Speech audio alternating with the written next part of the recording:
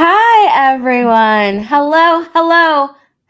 Welcome to Talk Nerdy with me and Mara. Right off the bat, I see, you know what? I have to acknowledge him.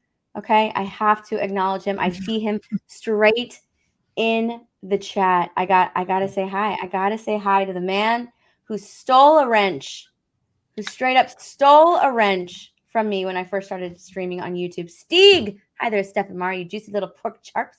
Pork chops, aren't you glad I'm not a vegetarian?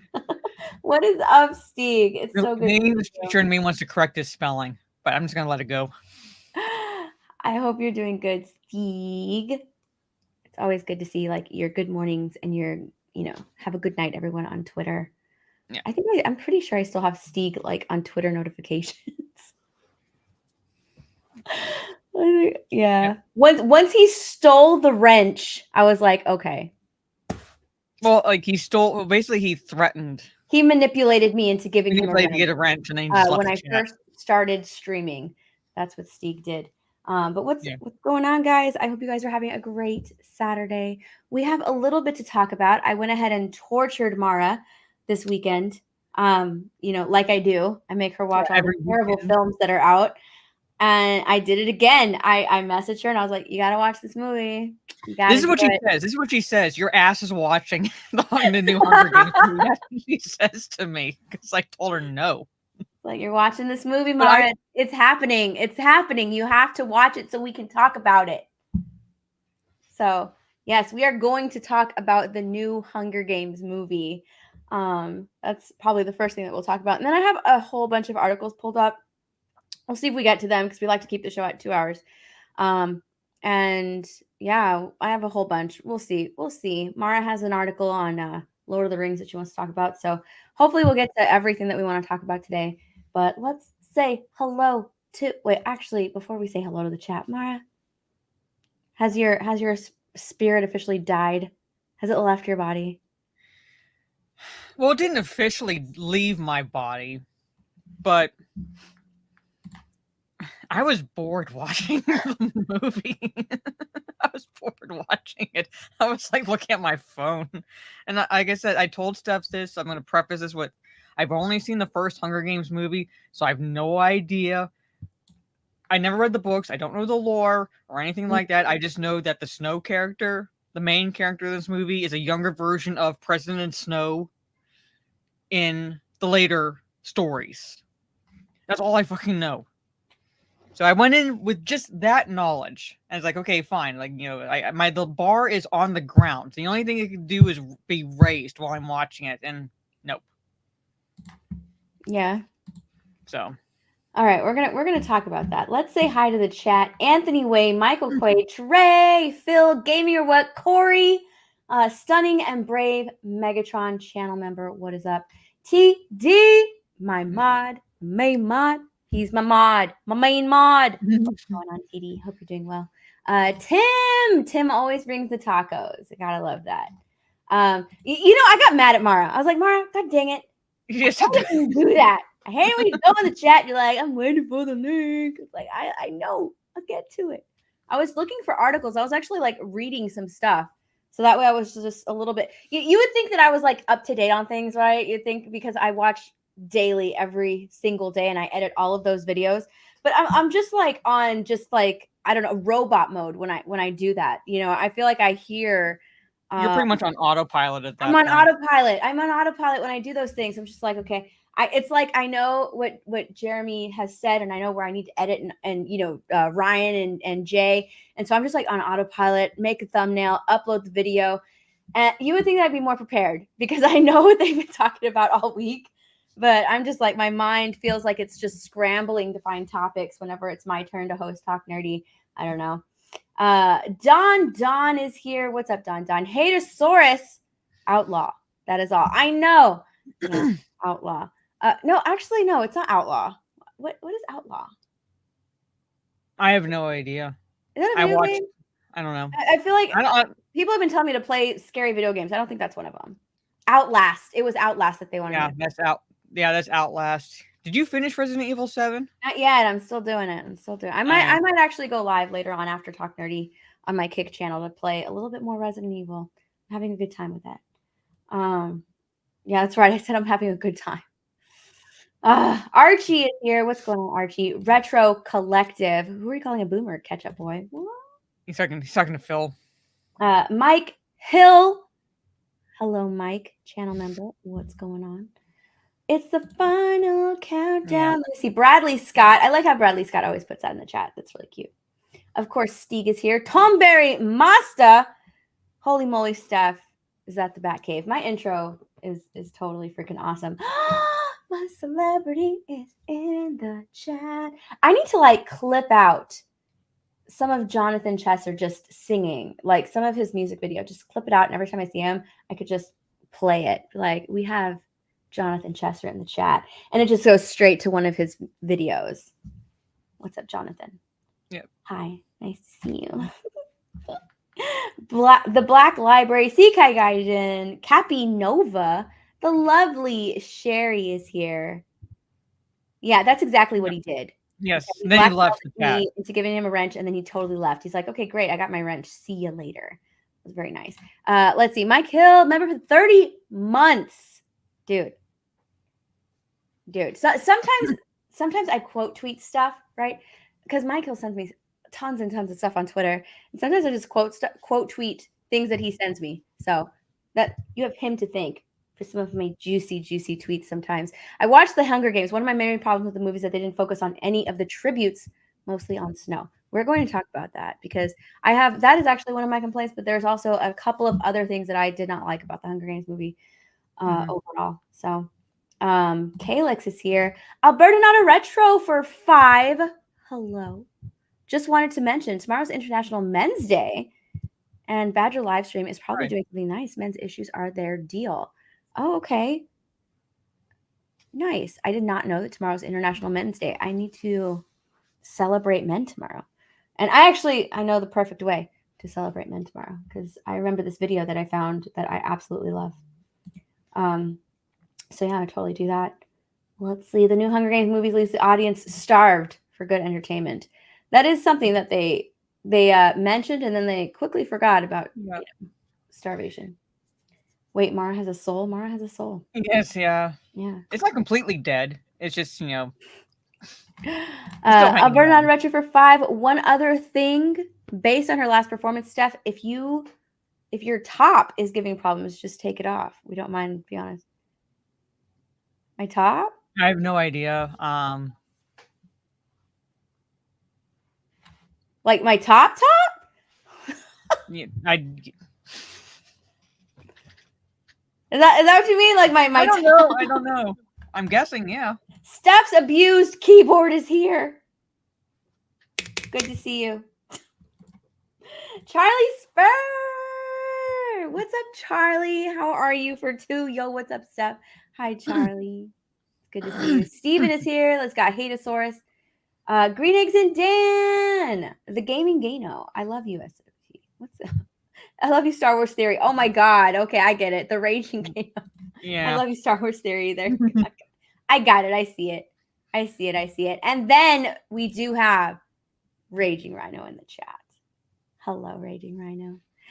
Yes, he's saying good day to everyone. Everyone say hi to Raging Rhino. All right. I just picture Rhino like. Have you ever watched It's Always Sunny in Philadelphia? Yes. You remember the episode where Charlie and I don't know all the episodes. I think I've only watched where they were working in like the mailroom, and he has like this this string chart on the wall because he has all these conspiracy theories, and That's what I picture Rhino as. It's that character in that moment. Alberta Not a Retro 2 weeks ago, it said she said it was causing you grief. So, I don't remember that. Thank you. All right. Let's talk about the Hunger Games movie. Yeah, let's talk about it. The new Hunger Games, The Ballad of Songbirds and Snakes. All right. I'm going to tell you right now, here's my overall opinion of it. The movie is mid. I did go and see it on Thursday. I was part of that Thursday night preview. It was me and 8 other people in the theater. We all had a good time. The theater was empty as fuck, though. Yeah, it was me and 8 other people. Here's my Hunger Games history. I read the books and I watched all of the movies, and I love the books. The movies are okay. I think the movies get progressively worse as they continue on, but that's books are always superior to the movies. But I actually like the Hunger Games books. I liked them. I was going when this book came out, I was going to pick it up because when I found out it was focused on Snow's character, I was like, oh, okay, I really want to pick it up because hopefully or maybe they will, discuss a little bit more about like the war and everything and how the Hunger Games came to be.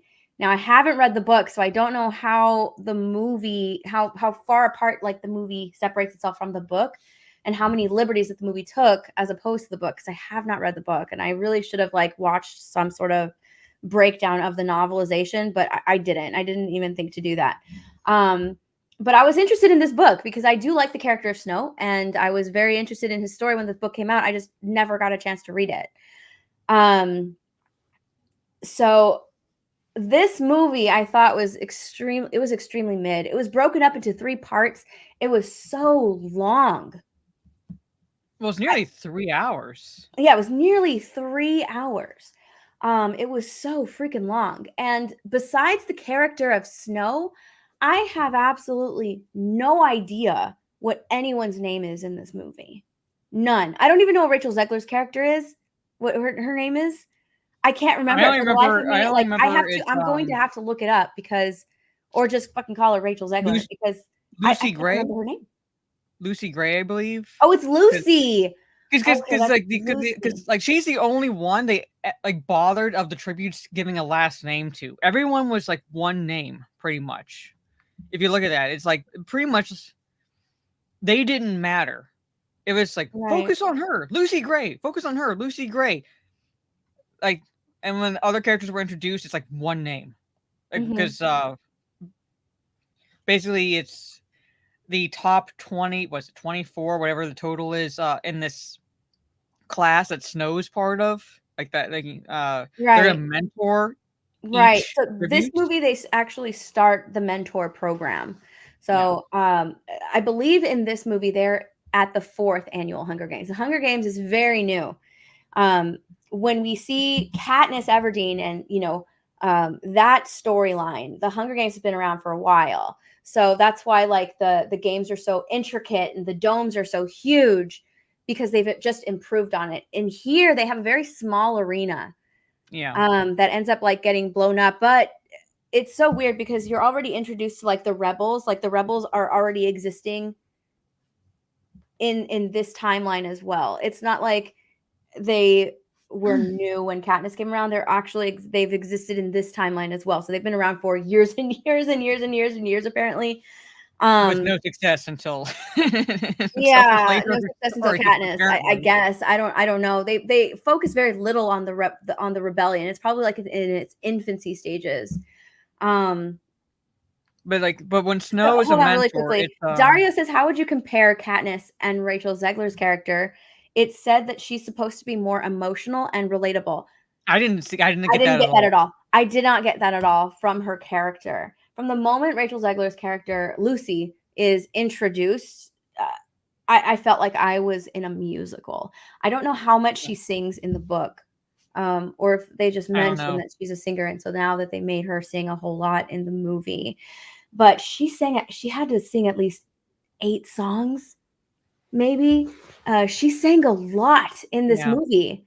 Like, when Katniss is, volunteers as tribute for her sister, and she walks up there, it's terror. These kids are terrified. They don't want to be a part of the Hunger Games because they're basically going to die, right? There's only one victor, and if you're not confident in yourself, you're fucking terrified. You are terrified because you're basically marching to your death if you don't win. And this is like the 3rd or 4th annual Hunger Games, and all of these kids are terrified. 10th annual. It's the 10th annual because one of the characters makes a point that... Was it the 10th? Yeah, because one of the characters... Remember the kid that has a problem with the Hunger Games? Like, he's the one that's like... He brings up the fact that a lot of the kids that are called to be tributes were only 2. when the Hunger Games started or something like that. So now, like, you know, you're having, like, you know, basically 12 Yeah, and to the oldest were 13-year-olds. 8, and the oldest was Yeah, 8 years old. and the oldest were Like, the 8. war ended when they Yeah, were no, but 2. That's what he yeah, says. The war ended yeah, when they were 2, and the oldest was 8 years old. yeah, so, like, and I But I think that, like, I don't it's the 10th remember. annual. It's I like the can't 10th remember, annual Hunger honestly. It doesn't Games. really So, yeah, I can't remember. Um, and they have a girl tribute who has Downs. So, yeah, it was quite the I don't know what the point inclusive of tributes. yeah. To be honest, she was the only one I hoped to survive. Like, everyone else could have died pretty much, but I was like, you know what? I'm rooting for her. I know she's not going to survive, but I'm rooting for the little girl that has Down syndrome in this movie because that's Yeah. So yeah, she sings a lot in this movie. But anyways, you know, when her name is called, I'm sure you saw in the preview when she bows, right? She bows like Katniss. yeah. That's her face throughout the entire movie. She sings. Like as soon as she's being called, she sings. Um, and it wasn't that's the emotion, right? That's the emotion. People are watching it and people are like crying because she's singing, as opposed to when Katniss, you know, people were like, "Oh my gosh, you volunteered for your sister." You know, that's like Mhm. an emotional thing that people can latch onto as opposed to like her singing. So, and the story, you know, like we saw her sister, she's terrified, she's doesn't want her name to be called. And then, you know, the way Katniss like runs up there and with desperation in her voice and she volunteers for her sister so her sister doesn't have to go. And then her sister, you know, is just yelling her name and yelling and Katniss doesn't take, you know, Yeah, that has more of emotional impact than it just has more of singing. an emotional impact, more of a hit than Lucy going up there and just like singing. It doesn't that's not super emotional. No. Um After that she sings all the time. Like I guess she's like a part of what I would consider like a band. She's part of a band. Well, She she doesn't consider entertains herself to be something, a I don't know, District yeah. 12. She considers herself to be like I guess akin to like a gypsy living a gypsy life. Yeah. Yeah. She happened to be in District 12. She just happened to be in District 12 when Yeah. her name got called. So, what I'm interested in is the character of Snow because I found him and his story and his family and you know what they're going through and even like his dad who has passed both of his parents have passed on to be really interesting. Every time he was there, every time that you know we got to learn a little bit more about him and the story is solely focused on him, which is his story and that's the story that I really liked and enjoyed. Mhm. As opposed to like but I didn't really care about the romance between him and Lucy, the If developed they had romance. removed that, I think the movie would have been better to a degree because Snow was really the only fascinating part of the movie Right, he with is, he following his really is. character. So the only reason he's helping Lucy is because he needs to win this prize money. They got rid Mhm. of, you know, they're in their class and the person who is like at the top of the class gets this prize money and he needs it because his family is broke. His family has absolutely no money. He is starving himself. Mhm. You know, he's trying to fit in with all of the people that are in his district. Um, all of these other rich kids who are around him. He doesn't eat a lot. You know, he's hungry himself. So that was more intriguing to me, honestly. Um, and the reason, you know, he gets Lucy as his. So they get rid of the program and they have like him or their class. They're the very first mentors. So Lucy is his mentor, and he ends up like spoiler alert, you know, he ends up cheating in order to get her to win the games, in order for her to get to win the Hunger Games, so that way he Mhm. can get the prize money. But then they find out that he cheated, so he doesn't get anything. He gets kicked out and enrolled in the military, and he wants to go straight to District 12 because that's where Lucy is. So he wants to go and find her. All of the Hunger Games, all of the Hunger Games portion of it, that is like in the middle of the movie. The pacing is so weird because that takes place like maybe an hour into the movie and then it's over within like maybe 20 minutes, I think, like around that 20, it's over in like 20 minutes. And then you have the rest of the Yeah. movie, and the rest of the movie just completely drags because they're trying to build this relationship with Snow and Lucy. and it just completely drags. It's like an extra hour of something that's super boring. That's why I understand when Mara says like, oh, I was looking at my phone, it was boring, because like all of the stuff already happened. So like, what came after that was really, really boring. You know, like leading up to the Hunger Games, and like I guess the Hunger Games themselves, even though like technically, see, I'm used to the later films, the later Hunger Games, where it's like a grander scale of sorts, bigger area and things like that to cover, versus the small arena that they had. But like post that, we did not need to see all of what they showed, pretty much. Yeah. I understand there were some things that like tie into Snow's character, which I was interested in. It kind of shows how cutthroat he ends up being. Yeah. Which relates to his character later in the on. future. Yeah, but like that's it. But I guess like I don't know whether I really do have to read the book, because if that's the pacing in the book, then, or if they left out a bunch of stuff and just added more to it. But yeah, I was really interested in, you know, in Snow's character, his character development, which that's what this did. I mean, you know, you kind of learn how he became so incredibly cutthroat, and how he became, you know, Snow from like the Hunger Games novels, the later Hunger Games novels. But he seems so like soft, right? Because essentially it's it's Lucy who like ran away from him, and that's how he became cold-hearted. So like a woman broke his heart. I was like, that He just was doesn't like, trust okay. anyone after that. I was like, hopefully there'll be like another novel so I can maybe learn a little bit more. Like maybe that's just the beginning of his cold-heartedness, because I was just like, really? That's how he became because Lucy friend zoned him, essentially. It's like I was like, what is this? They had plans to like run away together, and then she like didn't run away with him, and it's just, oh my gosh. I was like, no freaking way. No freaking way that that's what this is. Rhino says, because it's a prequel, does that mean Rachel Zegler is now the first ever female action star? No, Jennifer Lawrence has the title regardless. You know, well, there were no female. I think that title belongs to Jennifer. Yeah, Lawrence. Yeah. Yeah, there were no female action stars. She set the stage for Rachel Zegler. Yeah. To come in. 8 songs in a non-musical is a bold move for an action movie. I don't know. Well, it is called The Ballad of Songbirds and Snakes, right? But again, I do need to like read the book and see if like she does sing all the time, because it felt like once he went into District 12, every 5 minutes she was singing a new song. Mm-hmm. Like I said, like there were elements when he goes into this, like, you know, if he had been moved to a district, like, you know, minus the whole he's going there to follow her and things like that, I found interesting, because again it ties into the evolution of his character and how he becomes gradually more and more manipulative, more cutthroat as the story progresses. But when you include her, that's when I was like checking out of every scene. Right. Really quickly, let's talk about the tributes.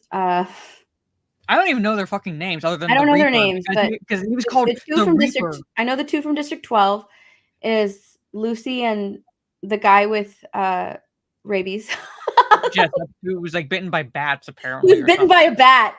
He was bitten by a bat. Didn't want to get treated for it, and ends up getting rabies during the games. Yeah. Those are the only 2 I know. And nobody cares. I think you're meant to care about him, because Lucy is just like, I'm sharing my food with him. I don't want to go anywhere with him. Like when the game started, she's like screaming out his name and trying to find him. She almost dies trying to find this guy. But we literally have spent 0 time with them together. Yeah. That I don't care. I'm like, dude, why are you looking for this person? Like, you shouldn't even care. I completely forgot that he was the tribute in District 12.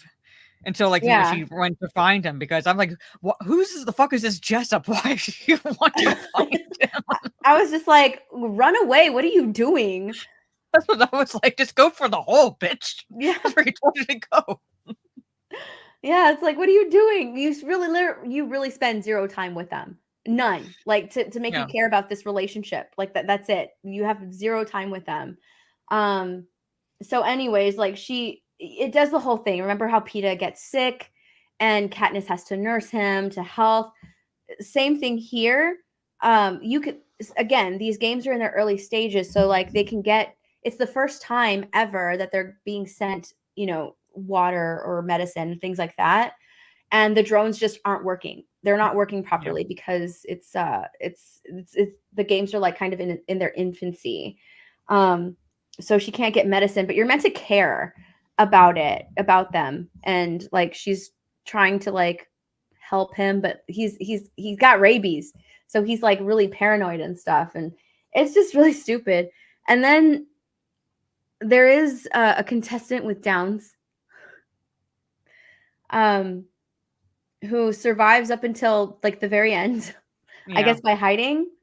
I honestly thought that they were going to show, because the tributes sort of like break off and they want to go find her to get rid of her, right? They need to go find her. I'm like, oh shoot, they're actually gonna do it. They're gonna do it. They're gonna kill the kid with Downs. Like, all right. I mean, she's a contestant, right? She's a tribute. Who's gonna live? But they didn't find her. And she ends up dying, but she kind of like dies by default, because at the very end, you know how they have their grand finale. This grand finale is snakes. It's a whole lot of like lethal snakes. And so that's how she dies. Like she like walks up to the tank of snakes and she's just like, is it over? Do we get to go home now? And the tank like bursts open and they cover her. So that's how she kind of dies by default. No one actually kills her. But I guess like the leader, like in the first Hunger Games, like you have Cato, right? He's like leading the tributes, and he's the last one that remains before he dies while trying to kill Peeta. Like Cato, he's just like fucking hell yeah, like, right? You're rooting for Cato. Some people would be rooting for Cato. In this one, it's like, this is supposed to be the Hunger Games, right? People are supposed to be starving. The main baddie is like this big fat bitch. She didn't look starving. She didn't look starved. She had an ass on her. I was just like, what the fuck? Aren't y'all? And for a while, I thought she was a dude. Yeah. And I realized like that she was a chick. Short hair, and you just get annoyed with her voice. You seriously just get annoyed. And like somehow she had like a hard on for Lucy. Like, like she like her target was Lucy. Like I like her so she was like, was like hell bent on getting Lucy, and I'm like, yeah, it was really weird. She's like, I'm coming for you, bitch. Like, yeah, they're coming. Why you care? I'm coming for your songbird. I'm like, what? Yeah, she calls her the songbird. Like, come on, like that's so fucking weird. It's so weird. But yeah, she ends up dying by the snakes too. And when she died, she's like, I could have killed them all. It's just like nobody cares. Like, you weren't a threat. Like, she wasn't threatening or anything like that. She was just a bitch ordering around a bunch of people. There were a couple of like Katniss references, which was really stupid. Oh, when they blatantly dropped the name, and I was like, they dropped the name Katniss. Okay, so like they're in this field and they pick like these roots. They're like potato roots or something like that. Something like that. Lucy is just like, you can eat them. She's like, they're not too ripe yet. People call them potato roots or something like that. And she's like, but I prefer the name Katniss. And then Snow like stops and looks at her as if that name is supposed to mean something to him. It's such an awkward pause. Yeah. That's where I was like, the GIF where the guy just gets up from the board like room table and just like goes to the window and just jumps. That's what I was like. It's like, I'm just gonna walk to my window a weird pause in the movie. The music might as well have stopped too, right? Yeah. Like, I prefer the name Cat. Oh, she has an accent in this movie, by the way. She's like, I prefer the name Katniss. And he looks at her like, Like, huh, that name's supposed to mean something. It's Yeah, really I'm weird. like, My kill for 5, with the first time you see Rachel, she put a snake down the girl's dress. She does, yeah. yeah. She does. The And then there's girl, I think, another, was the daughter of the mayor or something gotta like that. go. Hit F for Steph's top. Thank you. The other time that there's like I guess a Katniss reference is they're in the arena and the camera pans to a bow and arrow. Yeah, I was like, Literally stays on it for like a couple of seconds. The camera pans and it focuses on the bow and arrow. And that's it. Like nobody takes it, nobody picks it up. It's not even like at the beginning of the games when, people are running to get weapons and stuff. No, this is like towards the end. There's just a bow and arrow there and the camera like pans to it and nobody picks it up, nobody uses it, and I'm just like, why show it? Oh, because Katniss Everdeen uses the bow and arrow. That's why. I'm just yeah, like, pretty that's much. so stupid. Nobody uses it. Nobody uses this bow and arrow. The camera just like focuses on it.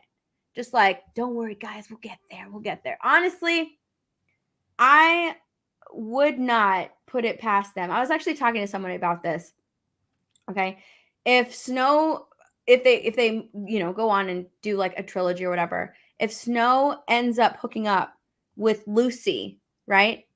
And then like that's like Katniss's mom or dad or something ends up being like Katniss's parent or something, ends up being like their child, like or something, like Snow ends up being her like grandfather or great grandfather, some shit. I wouldn't put it past them to do that. And that would That's the more explain I why thought. Snow Honestly, would be thought with like the that would explain why Snow is so obsessed with Katniss. But well, yeah, that's why when they member dropped arrows. the name, I was like, that's the direction I thought that they would be going. Pretty Yeah. much. That's Katniss would be distantly related of sorts to Snow. So Yeah, that's what I was thinking. Like I was talking to somebody about this. I'm like that I could see that happening. I could totally see that happening. Didn't happen in this movie. But I could see it happening. Maxfield is here. He says, "What happened to your top?" They wanted me to take it off. I'm not gonna. I don't know. My kill for 5 couldn't find a place for the tributes, so they put them in the zoo. Oh, that's right. They put them in the zoo. I totally forgot about that. When they arrived, that I kind of get because they are a spectacle. yeah, they're a spectacle. So I thought that was actually kind of cool, right? Again, it's in its infancy, and Yeah. so like they just dump them in a zoo so the people in District 1 can like go and look at them. Mhm. And even the talk show host, like even the person who films everything, he's young and everything is like in its infancy, right? Whereas they would like pamper you and put you out on stage later years. Right now they don't do that. They put them in the zoo so people can see them there, and people aren't interested in the Hunger Games either. They're trying to get their ratings up. They're trying to get people interested in the Hunger Games. They're trying to get people to watch it. And Lucy plays like an integral part in that because Snow wants people to relate to her on an emotional level, which is why he has her sing all the time. But yeah, I thought the movie was mid. I liked everything with Snow, and that's about it. That is about it. We talking about the Zegler. We are. Yeah. We are. Max has never seen a Hunger Games movie. I mean, if you include this, I've seen 2. That's it. We're gonna have to change that, Max. I think we're gonna have to have a movie night. We're gonna have to change that. It's very mid. Yeah, Trey, 5 out of 10. It's a mid movie. It is so mid. I forgot about Rachel Zegler's character's name until Mara said it. I didn't care. They didn't focus on the tributes. You knew like the tributes names in the original movie. Even in the last one, right? Even in the last one, like you learn the characters' names because they tell you about them. They tell you about these characters. But in this one, they don't. You don't really care about any of them. And they die. Nothing about the tributes. So You just know their freaking quick. names. That's it. They die so quick. But and the games are over like really quickly too. I don't know. And the pacing is so weird. Again, it's split into like 3 parts. you know, you learn about Snow a little bit and his backstory and like his family and school, and then you get the games, and then you get Snow in the Marine in the military in the part. military, and then you find out more of his back. Granted, I just remember this because I literally finished it not too long ago because I had to take a break from watching it to go watch the Thanksgiving movie and then come back and watch like the last 20 minutes or so. So you do like what I find fascinating, getting a little bit more about his father at the end of the movie from what's that fucking dwarf actor's name? Peter Dinklage's character. Peter Dinklage's character. Yeah. Oh, you find more- out, right? I totally forgot about that. That's And you I'm like, find I out only about how remember the because, like I said, Hunger I Games just was finished it not too long formed, ago. how So it was yeah, made. I totally like forgot about Peter Dinklage. Oh my god. yeah, and you find out more about Yeah. See, that's Snow's something that I father would in have relation wanted to see. to I the would have Hunger Games. wanted to see Snow's dad. Like, but you Yeah. find out that the Hunger Games was originally a concept that Peter Dinklage's character came up with when he was drunk, and he told it to Snow, to like Snow's his father. dad, like the dad Snow, and Yeah. he took it and ran with it. It was just originally just a joke, but he took it and he ran with it, and that's Yeah. how the Hunger Games was. That's how the was Hunger Games formed. started. It was just a drunken joke. Yeah, pretty much. That's it. Yeah. What's up, Andrew? Hello, and Benzo. Hey, Benzo. Let's go. Charlie for $5. Listen, if they wanted to get their ratings up, they should have had more diversity hires. Full proof. Hey, they had a contestant with Downs. I mean, that's all I'm Yeah, the contestant with Downs, and they had the one black chick tribute. She had tuberculosis, apparently. Oh, that's right. She had tuberculosis. She was sick. She was sick with something. Yeah, I don't know what she had. I think she had tuberculosis. I don't know. They said it because she was just coughing like all the time. She was sick. Yeah. That's what they said. I don't know if they said that because of what ended up how her character ended up dying. Because technically she didn't die from her sickness, she died from something else, which I don't know if they want chat cares about spoilers or anything. Rat poisoning. Yeah. Rat poison. But they like chalked it up to her sickness because like, you know, of the bleeding. Mm-hmm. I don't know. I didn't care. I did not care. Then we had the big guy. There was a black contestant who made a statement. You know, he grabbed all of the tributes bodies and put them all in a row, and then like took the flag down. Yeah. I just remember he was called the Reaper because he's the only one like, that was he's desecrating our flag. Yes. He put it over their bodies. I can't remember how he dies though. Snakes. Oh, the snakes. That's right. Oh, and he sits there. Yeah. By the bodies, by the flag, and he just sits there like staring at the camera. Like we're supposed to care because he's making a statement, but up to that point, you're supposed to care because he made like this big thing with the bodies. Again, you don't care. I didn't care. The reason people cared about what Katniss did for Rue is because they fleshed out the character as much as they could, you know, for as long as we had her, fleshed out the character of Rue. Rue reminded Katniss of her sister, so she inherently wanted to take care of her, to protect her. That's why people had a reaction to it and cared about it when Katniss like made that statement and put Rue's body in like, you know, this in a flowery type of like grave type thing, and she got so upset and she was crying, and you know, she did the whole thing. I remember this. And people in her district got pissed off about that. So like there's a reason that people were emotional about it, and you know, those emotional beats hit in that movie. And this one, it's just like, I don't care. Whatever. All right. That's what I'm saying. Like, you know, whatever. He's like at that point, it's like I would care if I cared about the character because he's making a statement. He's like basically giving a middle finger to the Capitol when he does that. But I've like, there's nothing to this character to make me care that he's doing this. Right. Maxfield. So what I'm hearing is that you liked the Marvels more than this. I actually like this movie probably more than the Marvels, dude. I was not there for Black magic stuff. Oh my god, Black Girl Magic! I was not there when Mara talked about the Marvels. Like I Even though I made her watch it. Even though I made her watch the Marvels. She made me watch this shit and the Marvels. Even though I made her watch the Marvels. Like, I did not. I can't even remember the villain's name in the Marvels. I call her Space Karen.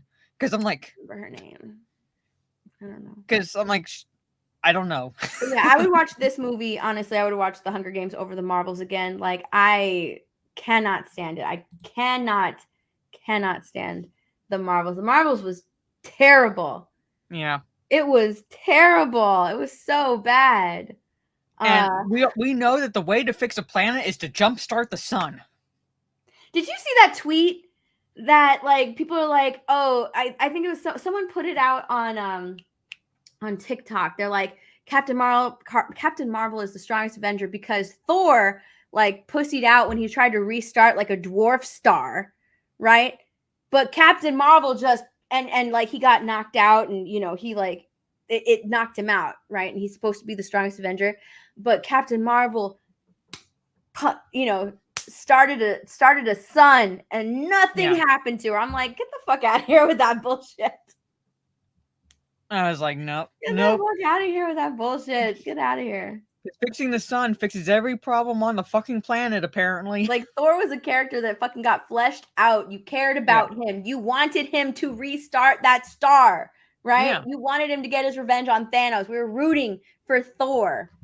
Captain Marvel, we give two fucks about her character. No, did not give two fucks about her character. And at that point, I was like, she's doing it because, like, oops, my bad. I screwed up your planet. Whoops. Whoops, my bad. Whoopsie. Yes. I kind of left your planet there to die. Yes, that's what it was. Because I had a bad case of PMS. That's my bad. Yes, that pretty much was. I didn't have chocolate. Sorry. Oh my God. Jonathan says this movie sounds awful. Yeah. I mean, I would watch it before I would watch the Marvels again. Look at that. Hypnotic is in the chat. Stream sniping stuff. What's up, Hypnotic?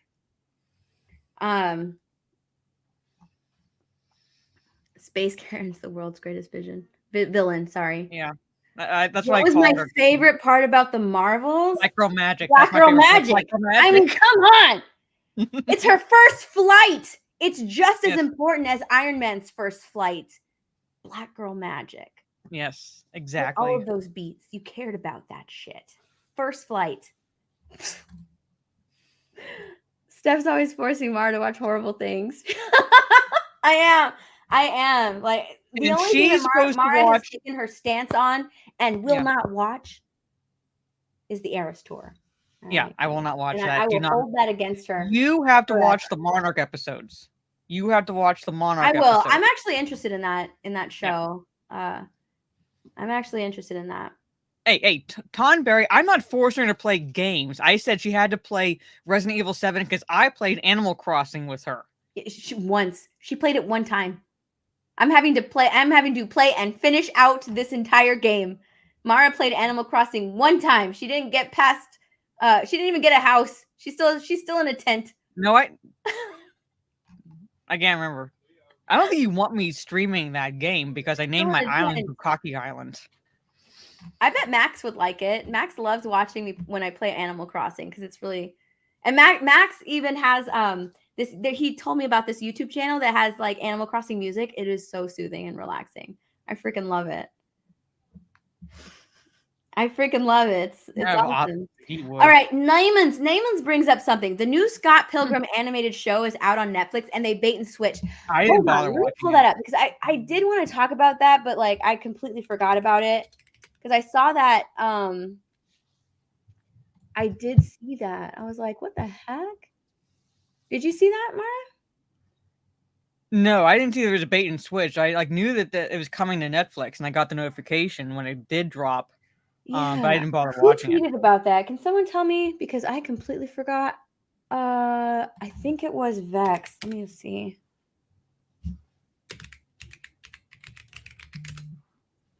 Sorry, Steph's abused keyboard. I type pretty fast.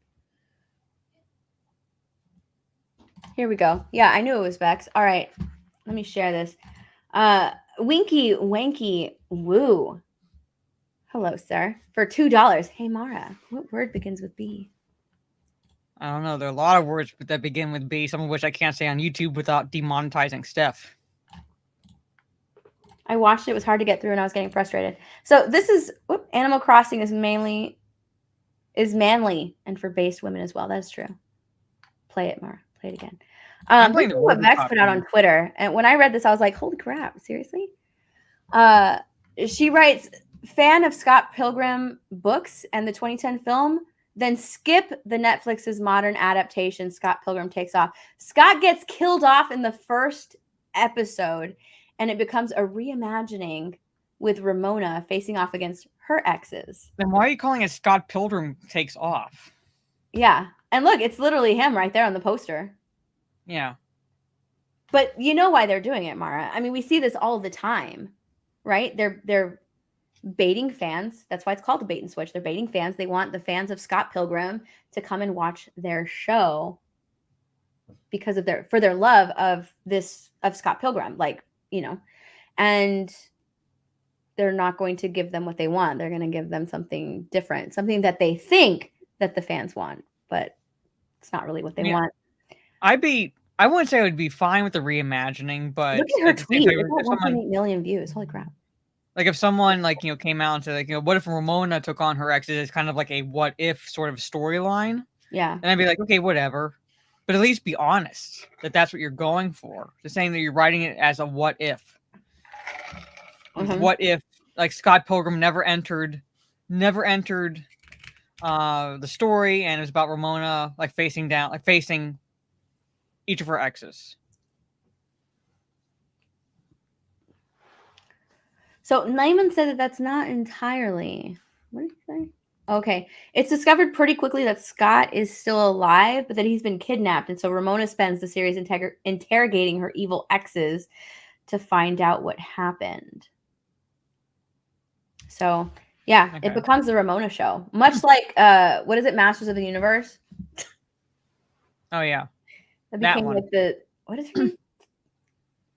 I don't remember. Gosh. But yeah. I don't remember. But still, it becomes the Ramona show. Ramona show, which is Tila. Yes, thank you, Trey. Tila. Becomes a Tila show. Yeah. But so, like, still, like if they had been honest and said, you know, this is going to be like a what if scenario, like what if this happened, like a what if storyline, because I don't mind what if stories. It's kind of like the counterfactual histories that people come up with, like what if the South won the Civil War instead of the North? What if like this happened? What if this happened? I'm fine with stories like that, but just come out and be honest that that's the approach you're taking. Don't say this is Scott Pilgrim takes off, and then we're going to bait and switch you and make it the Ramona show because Scott Pilgrim gets kidnapped. Yeah. I know why studios do it. I know why they do it, because they can't come out and be honest like that because, or at least in their minds, because they need to trick people into watching it to get the numbers, to get the views. That's what they do.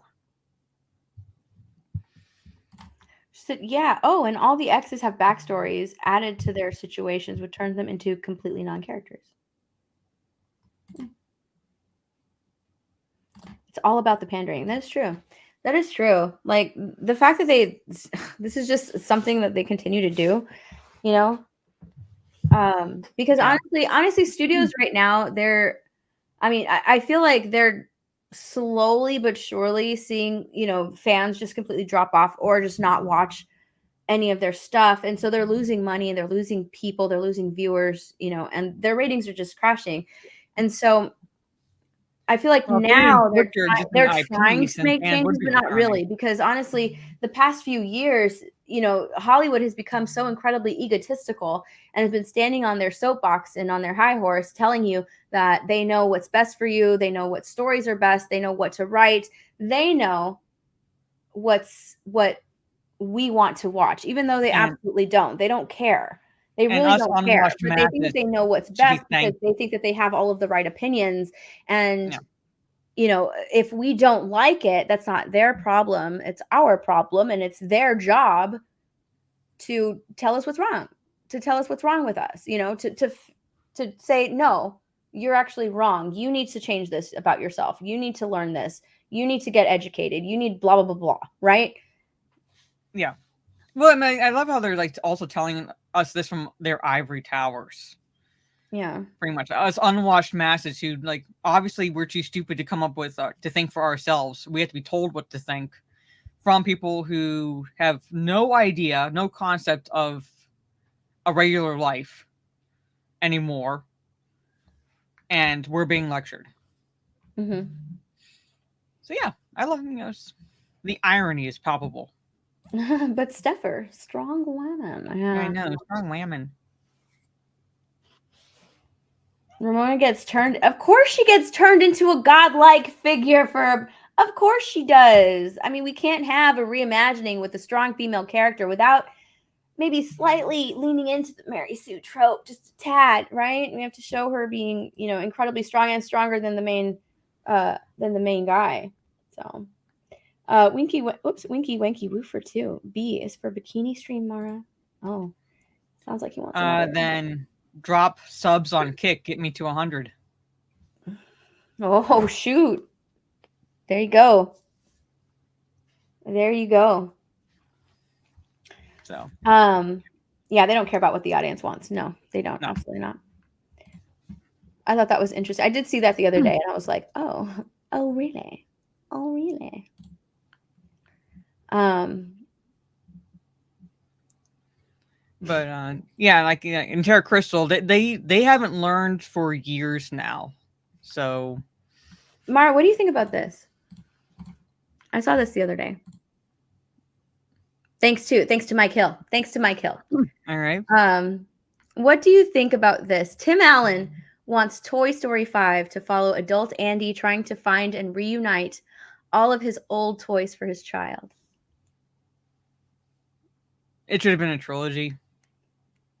It should have ended at 3. I mean, that's what I think. Like, Toy Story should have ended at 3. Toy Story 4 was a mess. I hated it. None of the characters act in the way that we expect them to act. Buzz Lightyear is completely dumbed down. Woody abandons people, which he would never, ever abandon a toy. He would never do that. He would never abandon his kid, right? I mean, that's what we learned in the first 3 movies. No toy left behind, never abandon your kid. And he ends up doing both of those things. So Toy Story 4 was terrible. Yeah, should have been a trilogy. And at that point, it's like trying to find and reunite all of his old toys for his child. Then why didn't he keep his toys with the prospect in mind? He was going to. He's going to put him in the attic.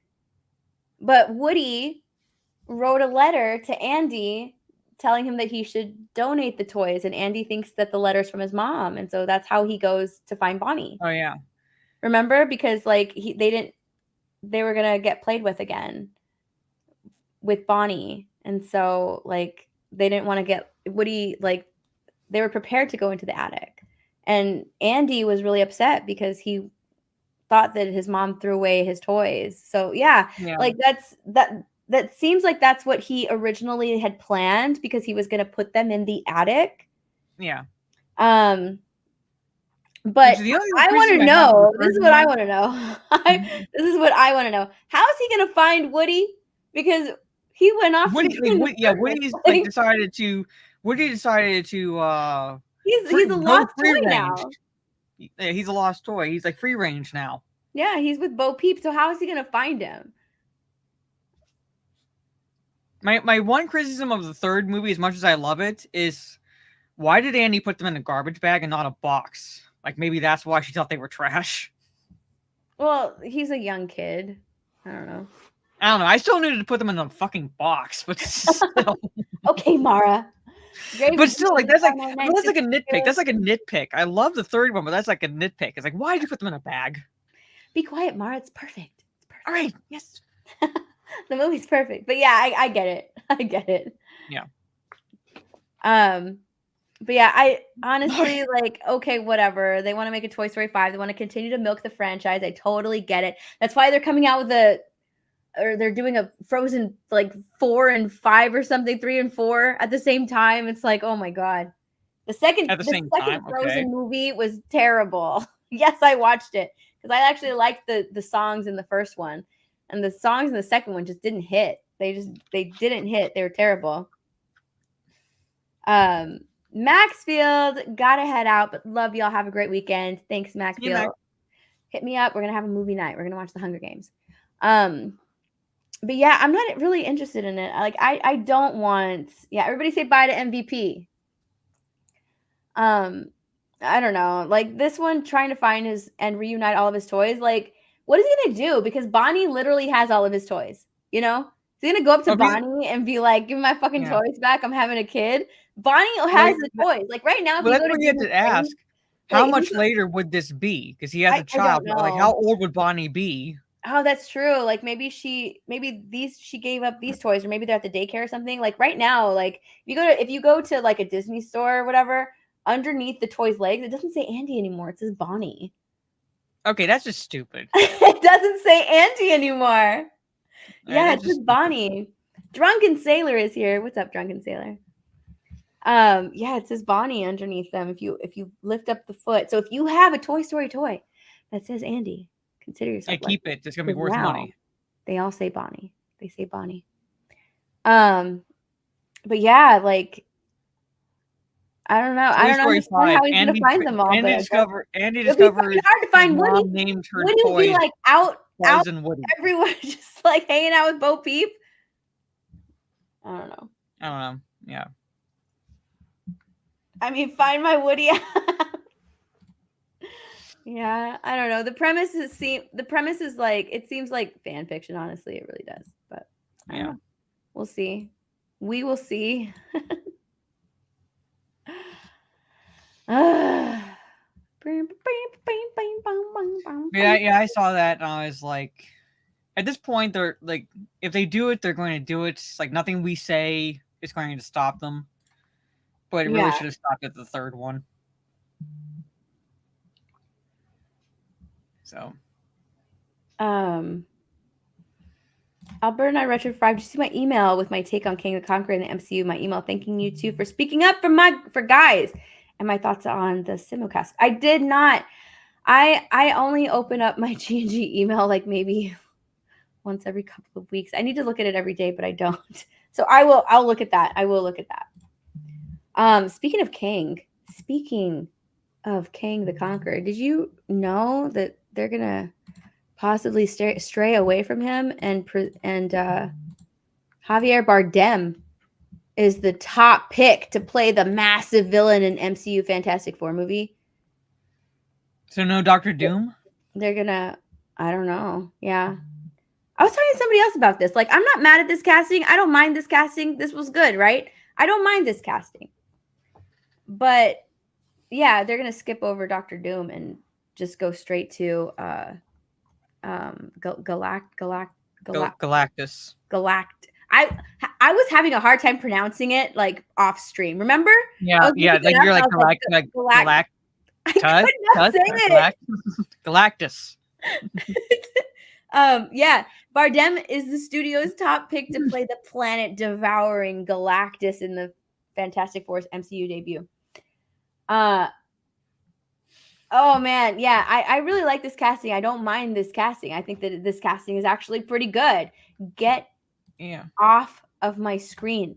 I don't mind the casting, but to skip over Dr. Doom, you know, I'm just like, to me, I'm just like, okay, let me have one. Just let me have one. Like, I don't mind this casting. This casting's pretty good.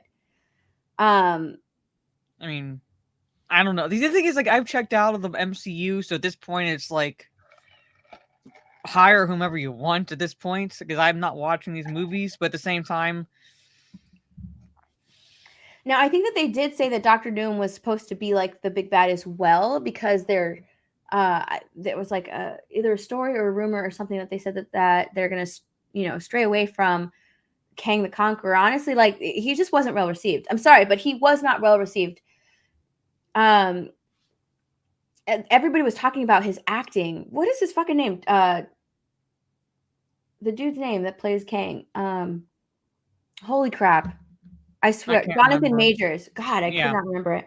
You know, everybody was talking about Jonathan Majors, how he gave such a great performance I didn't see it. I didn't see this great performance. And like Ant-Man and the Wasp Quantumania was supposed to be like the next most important movie since Endgame. And really like all we saw was Kang the Conqueror get defeated by like the comedy relief superhero, the comedic relief superhero. You know, Ant-Man, you know, is great in his own right, but to be able to take out a Thanos type of a threat character all on his own, you know, with maybe just a tad bit of help from the Wasp, but like still they defeated him, right? Yeah. So how can he be like this Thanos level threat if he can just be, if there's just like an infinite amount of Kangs too? You know, with Thanos was one presence. Thanos was one threatening presence. He was pulling the strings behind the scenes, you know, but once he showed up, he made a huge splash, right? He went out and defeated Thor and the Hulk, and he killed Loki. Like, and he took out like Xandar because he already had one of the Infinity Stones. So you already knew right at the beginning of this movie that this dude means business. This is a massive threat, and it's going to take a lot to defeat this guy. If he already, you know, took out Thor, took out the Hulk, and scared the Hulk from coming out again, which is why, you know, we just saw Bruce Banner for the majority of the movie. The Hulk didn't want to come out. So like, he scared the Hulk into not coming out, and like, and then he killed Loki. So there was a legitimate threat there with Thanos. With Kang, we just saw like, oh, there's just, you know, his introduction in Loki. He was like this fucking weird ass silly character. At least that's how Jonathan Majors played it. It didn't really seem like he was some sort of like a threat. And then we saw him again in Ant-Man. He got defeated by Ant-Man and the Wasp. Two characters that literally need Avengers help with like some of the threats they need help, you know, but they were able to defeat Kang. And then we just see that there's just infinite Kangs. There's multiples. So like if you kill one, another one's just going to rise up. Like that doesn't seem like some sort of like super huge threat, you know? It feels like just like, oh, like you're the villain is like copying and paste. It feels like your villain is. It's like you left a page on the Xerox machine. Infinite. So like if you kill one, don't worry about it. There's no stakes, right? If you kill one, we're just gonna put in another one. Oh, you killed that one? Okay, here's another Kang. It's not really like this super huge threat because like you've obviously shown that they can be killed, but just easily replaced.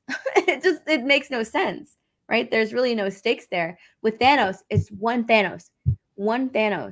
Except when they go fucking back in time, which was stupid, but whatever. You know, it was one Thanos and they could not defeat him, right? It was so freaking hard. They lost to Thanos. So yeah. Exactly. Right, Trey? Imagine if Thanos got killed in Guardians. Like seriously, imagine if he got killed there. Like, yeah, that's pretty much the threat level. But like, which is why I feel like they're straying away from Kang because he's not making the splash they thought he would make. He's not a threat. People don't see him as a threatening villain. So what's happening with Jonathan Majors going towards these other villains, which is Dr. Doom, which was the original like report that I saw that they were going to replace Kang with Dr. Doom. And now they have like this casting, which I don't mind this casting. I actually like this casting, but for me, it is what it is. I'm not surprised they're straying away from Kang. Not just the character, but what's going on with Jonathan Majors. Mm-hmm. Like in his personal life, pretty much. I'm like, you know, fully like I'm unsurprised at this. However, I'm not while I would not watch anything from Marvel really nowadays, I'm not a fan of going straight to Galactus because that is a threat that needs to be built up. Yeah. Much like Thanos. So you would need to start with Dr. Doom. I wouldn't say Dr. Doom would be defeated in the first movie, but you would need to start with Dr. Doom because he is pretty much the face people remember when thinking of Fantastic Four villains. So you cannot have Fantastic Four and not have Dr. Doom along with them, pretty much. Yeah, and I think that was like the original rumor or news. I can't remember that they were going to replace Kang with Dr. Doom. Like that was like the original rumor or news or something like that. And then this came out that there's casting rumors surrounding Javier Bardem getting cast to play Galactus.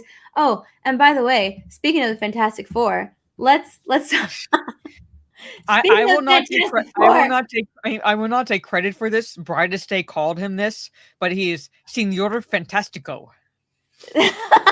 speaking of the Fantastic Four, man, Pedro Pascal is being eyed to play Reed Richards. Why? Why? Because they're afraid that the casting is too it's white. too white. Yeah. So, we need to. He better be in a wife beater and eating a chimichanga. I want to full on go into that stereotype with that casting. The casting is just Kevin Feige is just a little bit too worried. Okay, he's too worried that the casting is too white. So let's diversify Mr. Fantastic. Let's diversify Reed Richards and cast Pedro Pascal. What do you think? Like, I'm getting so fucking sick of Pedro Pascal. I swear to God. Like put aside the fact that he sent all of his fans to attack me on Twitter. Okay, let's put that aside. If you guys remember when that happened, like, let's put that aside for a second. Yeah. He's getting cast in everything, and it's pissing me off. Like, it's just, I get it. He is a great actor, but I mean, there's just I wouldn't even call him a great actor. He's decent. One of them that he's just he's not great. Good at. I can't see him playing Reed Richards. So. What? He's decent. He's not great. He's not. I wouldn't call him a great actor. Like somehow he's become popular, and he only had a small role in Game of Thrones, and I have no idea how. Oh, but he was so good in Game of Thrones, though. I thought he was really good in Game of Thrones. So, but he was cast as Joel for The Last of Us, and that's another character that's supposed to be white. Oh my God! I completely forgot that he was in Wonder Woman. Yeah, he was Max Lord in the one Wishmaster 84. Wishmaster, I totally forgot. Yeah, see, Price of Reason is right. Like, he's completely overhyped. I don't get why he's so overhyped. I don't get the popularity around him. That's what I don't get. Like, he's a fine actor. Like, he's fine. He's fine. He's a fine actor. He's he was great in Game of Thrones. I freaking loved him in that role. He's a fine actor. But I really do think that he is overhyped. And I, for one, don't think that he is a good fit for Reed Richards. I really, really don't. No. You know who would have been in the perfect casting if Marvel hadn't fucked up with the Doctor Strange Multiverse of Madness movie? It would be, I think, a perfect Reed Richards casting. John Krasinski. Yeah, like, we literally had it right there. I mean, literally perfect casting right there, and Marvel fucked it up with him. Madness. Fucking get John Krasinski back. So many fans rejoiced when we saw John Krasinski, and then he got turned into a fucking bowl of spaghetti, and people got pissed because he is Reed Richards. Seriously, get John Krasinski back. Give him his, make it like Deadpool, right? Deadpool fucking sucked in X-Men Origins Wolverine. Like, that fucking sucked. Deadpool was not Deadpool in that movie. And he got his little reprieve, and people fucking love him. Yeah. Come on. Put him back. Give us John Krasinski back. Not this dude, not Pedro Pascal. John Krasinski is right there. And I'm sorry, but if we're dealing with the multiverse and there's like multiples of everybody, it should be John Krasinski as Mr. as Reed Richards. It should be him. Yeah, it's like and Emily Blunt as Sue Storm. Multiple Kangs that look all the same, right? Yeah. There's multiple Doctor Stranges that all look the same. Then there should be multiple Reed Richards that look all the same. So just cast John Krasinski and Emily Blunt as Sue Storm. Stupid. Perfect casting. And Emily Blunt as Emily Blunt is the invisible. Like, that is perfect fan casting right there. Like, that's what people have wanted. They turned him into a bowl of spaghetti. If it's in the MCU, it should be John Krasinski. Like, that is so stupid. They're introducing the multiverse and saying, like, oh, there's multiple whatever. They're literally showing us multiple of all of these people. But then they're going to recast Reed Richards as Pedro Pascal. That makes no sense. I don't know. That makes no sense. Just put John Krasinski back in the role. Yes. I don't know. Dumb. Yeah, that's exactly why they did it. They did it to fuck with us. Disney hates us. Yeah, they turned him into a bowl of spaghetti. That was people got fucking pissed at that. They got so mad. Well, they introduced the X-Men universe with the end credit scene with the Marvels. Oh, they did. In all of its CGI glory. Like, you know, it looked bad. It was just like it looked really bad. Looked cartoonish. They had Beast. Like, say what you want about, you know, the way it looked in X-Men Origins and like, or is it not Origins? I can't remember what it's called. That was Wolverine Origins. No, it was not X-Men First Class and First X-Men Class. Say what you want, you know, X-Men First Class, and then when they originally showed Beast, like that was all practical. It looked so good, you know, like he might have been extra blue in First Class. He might have been super extra blue in First Class, but you know what? He went in the makeup chair and he got it done. Okay, he went in the makeup chair and got it done. The Beast CGI looked terrible. It looked terrible. I liked Kelsey Grammer's voice as Beast. Kelsey Grammer's voice was good because, like, that's the voice that I attached to Beast. You know, it's Kelsey Grammer's voice. But how he looked, I was like, he looked like a cartoon character. He did. Yeah, he looked like a cartoon character. It's the CGI did look rushed. It did look rushed. He looked like a cartoon character. It looked so bad. I was just like, what are you doing? Oh. Yes. But yeah, Pedro Pascal. It could have been John Krasinski again. I wouldn't have been mad at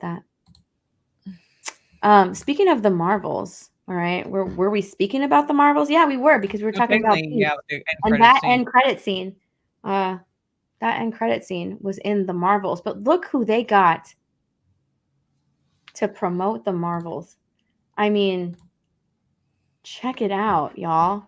We got Goose. We got a Flurgan, right? Is that what they're called? Flurgans? Hold on, wait. I like what the interviewer says right here. Flurkin. A Flurkin? Is it a Flurkin? I think it's something like that. Yeah, it's like that's what the creature is actually called. It's a Flurkin. A Flurkin? Yes. A Flurkin? Yeah. I don't remember. Look at that. We got Goose. Hold on. Look at what the interviewer says.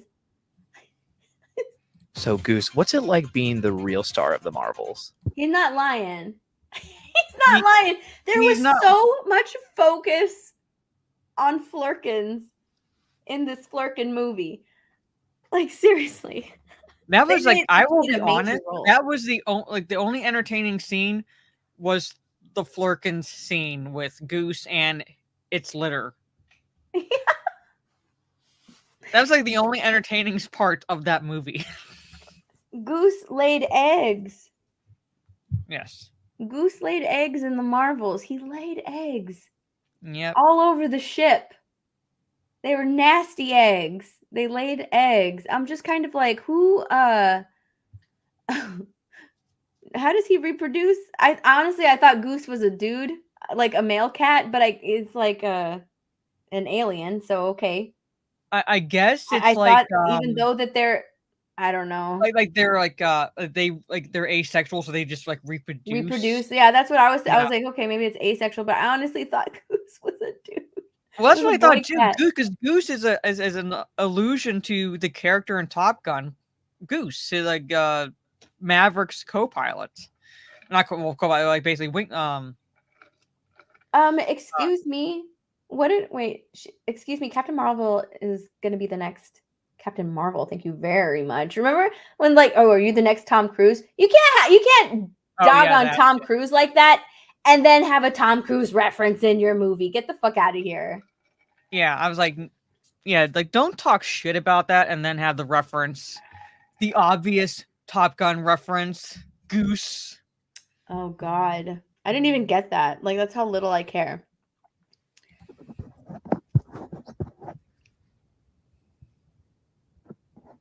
I couldn't have said it better myself. So, Goose, what's it like being the real star of the Marvels?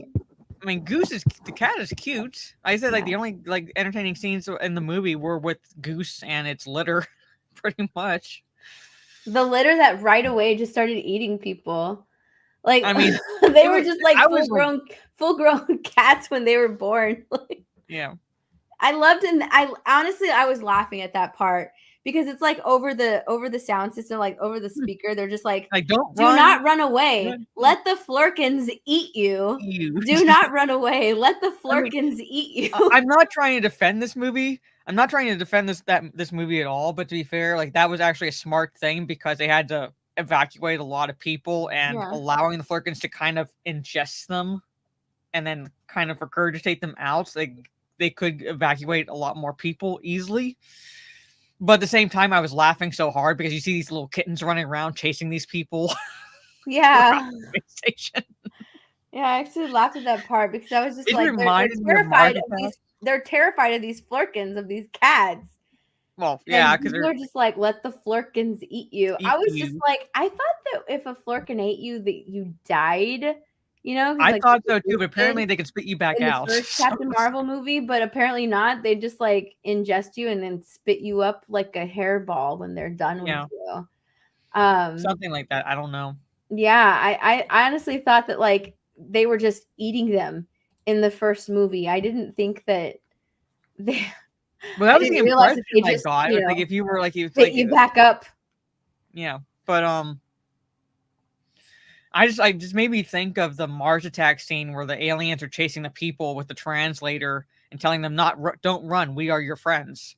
Like, don't run, we are your friends. Don't run, let the flurkins eat you. Yeah, don't run, let the flurkins eat you. I thought that was so funny. I was like, what is this? Stop it. Stop it. Cut it out. What are you doing? I thought it was hilarious.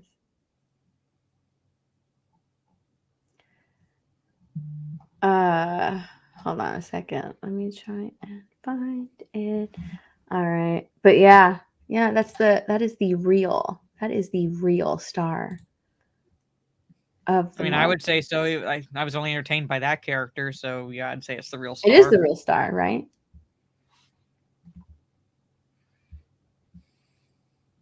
If that's what's entertaining, that is the real star of the Marvels. Yeah, but like us critics, we're virulent, we're violent, we're racist, we're sexist, we're homophobic, by criticizing the Marvels, pretty much. So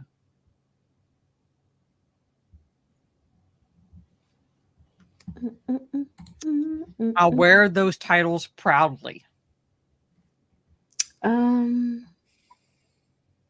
Oh shoot, we should have just. I don't think the interviewer realized how much he just shit on Brie Larson. Hey, oh well. Let's see. What do we got? You know what? Speaking of the Marvels, let's talk about Nia DaCosta. Oh yeah. Yeah, Nia DaCosta. She had some choice words. Hold on. The Marvels director Nia DaCosta describes critics of woke Marvel as virulent. Laughing. As virulent and violent and racist and sexist and homophobic. All of it. All of the above. Let's just check all the boxes. Yes. Yes, Trey, you're blurred now. You're a black nerd. She had to come out and say, like, because they were saying that, like, she left the Marvels project before it was done, you know? And she had to, like, come out and, like, say that it's not that. It's just that, you know, with everything, like, it went on for a long time and she was already committed to another project. So that's why. But she didn't leave the production. But let's see. Where does it say? DaCosta shared her thoughts on critics who lampooned her film and Marvel for going woke. She said, there are pockets where you go because you're like, I'm a super fan. I want to exist in the space of just adoration, which includes civilized critique. Then there are pockets that are really virulent and violent and racist and sexist and homophobic and all those awful things. And I choose the side of the light. That's the part of the fandom I'm most attracted to. She's a Ms. Marvel fan, according to her. She's a Ms. Marvel fan. Those are the comics that she read when she was a teenager. Was Ms. Marvel, aka Kamala Khan.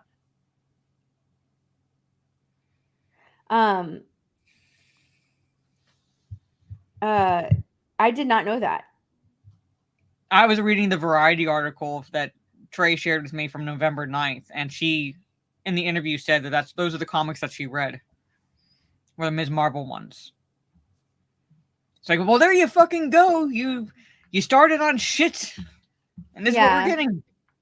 But I think that it's interesting that she says that, like, there are pockets where you go because you're like, I'm a super fan, I want to exist in the space of just adoration. It's interesting, like, those are the people, right, that are just like stands. They're just stands of it. It doesn't matter what you give them, it doesn't matter what you feed them, they're gonna love it, right? Those are the Marvel stands. They're just gonna love it. They're the brand loyalists. Yeah, just brand loyalists. I don't care what it is, I'm gonna love it no matter what. I'm gonna overlook every bad thing and just say, like, I love it because brand, it's Star Wars, because or Star Marvel. Trek, or it's Marvel. I love it because Marvel, right? And that's where she wants to exist. And like, there's no space to critique or anything like that. She said includes civilized critique. Well, what is civilized critique? Because really, super fans are incredibly loyal, but they also have a lot of criticisms, right? Because we've invested so much time and energy into a property that when we see it sort of change and get ruined, and sort of shift into something that it's inherently not, there's going to be a lot of fan critique there. Well, that's the difference between fan and fanatic. Fans can be a fan, like, they can love something but still be critical of it, whether it's an IP for like an entertainment or a sports team or whatever. They can still be critical yet still love whatever it is they're criticizing. Fanatics, like, there's the concept of criticism is non-existent with a fanatic. Yeah. Ginger Viking is here. What's up, Ginger Viking? Hi, Steph Mara was popping in and out of your stream. Wanted to say hi. Have a good night. Thank you. What's up, Ginger? Ginger. Yeah. So like, and then she goes like, oh, and then there's the extremist side, right? Where they're just violent. I like that she includes the word violent in there. Like, seriously, how are they violent? Words are violent. Remember, Mara. Words are violent, Steph. Yes, you completely forgot. I forgot for a second. That is my bad. I forgot that words are violent. Yes. Words are violence now. I completely forgot. My bad. Yes. But yeah, like, they're violent and racist and sexist and homophobic and all those awful things. Jesus. No. We're just critiquing, It has nothing to do with, racist, sexist, homophobia, violence. It has nothing to do with that. We're just fans of the property. And we see a shift in the property. And instead of just being brand loyalists, we're going to say something. We're going to speak out. We see characters being changed from paper to film, from book to film. And that's with anything. I mean, shit, Harry Potter fans got really upset at the fact that, like, a lot of Ron's character was stripped from him and given to Hermione. Like, you know what I mean? So that, like, there are fans in every aspect of entertainment that get upset with certain things, so it's, I mean, look at Game of Thrones. Game of Thrones fucking went off a cliff and people hated it. People spoke out about it. It had nothing to do with racist, sexist, homophobia or anything like that. It had everything to do with characters acting like how they would not normally act, or the pacing of the show being so insane. I mean, there's going to be critique in everything. And for you not to be aware of that, or just say like, oh, that's a terrible critique, you must be sexist, racist, homophobic, something like that. It's just, it's not taking accountability on the fact that you just made something shitty, right? You didn't do your due diligence. You did not research. You did not hire great writers to write a story. And if they wrote something shitty, you didn't correct what they wrote. So it's just a whole lot of things, a whole lot of people in the industry that just don't want to take accountability. They just want to put blame where there shouldn't be any blame, which is the fans, because there shouldn't be blames on fans, because then the fans are going to be like, well, you know what? Fuck you. And just walk away. And that's what fans are doing right now. They are walking away. Exactly. I was like waiting for Mara to say something. I was like just drinking, like, I don't know, like, like everything pretty much that you said is like, when you start blaming the customers, like, it was like the customers criticizing your product because the product has become subpar, is the product is not at the level it used to be. And rather than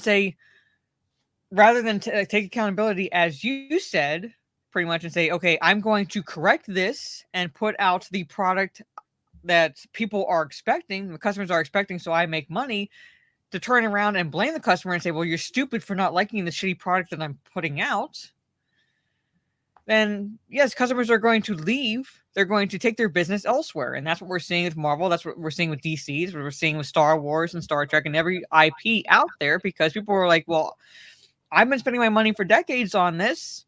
And if I'm not appreciated, if you're going to blame me because I'm just criticizing the changes you're making to, like, not just like changes, but like out and out butchering of IPs that I love, I'm going to turn around and I'm going to spend my money where I'm appreciated. And that's why manga sales are taking off, because you don't have, like, you know, it's like you don't have, you might have some like progressive plot points and things like that in the manga storylines, but for the most part, they keep identity politics out and just like give people a good story.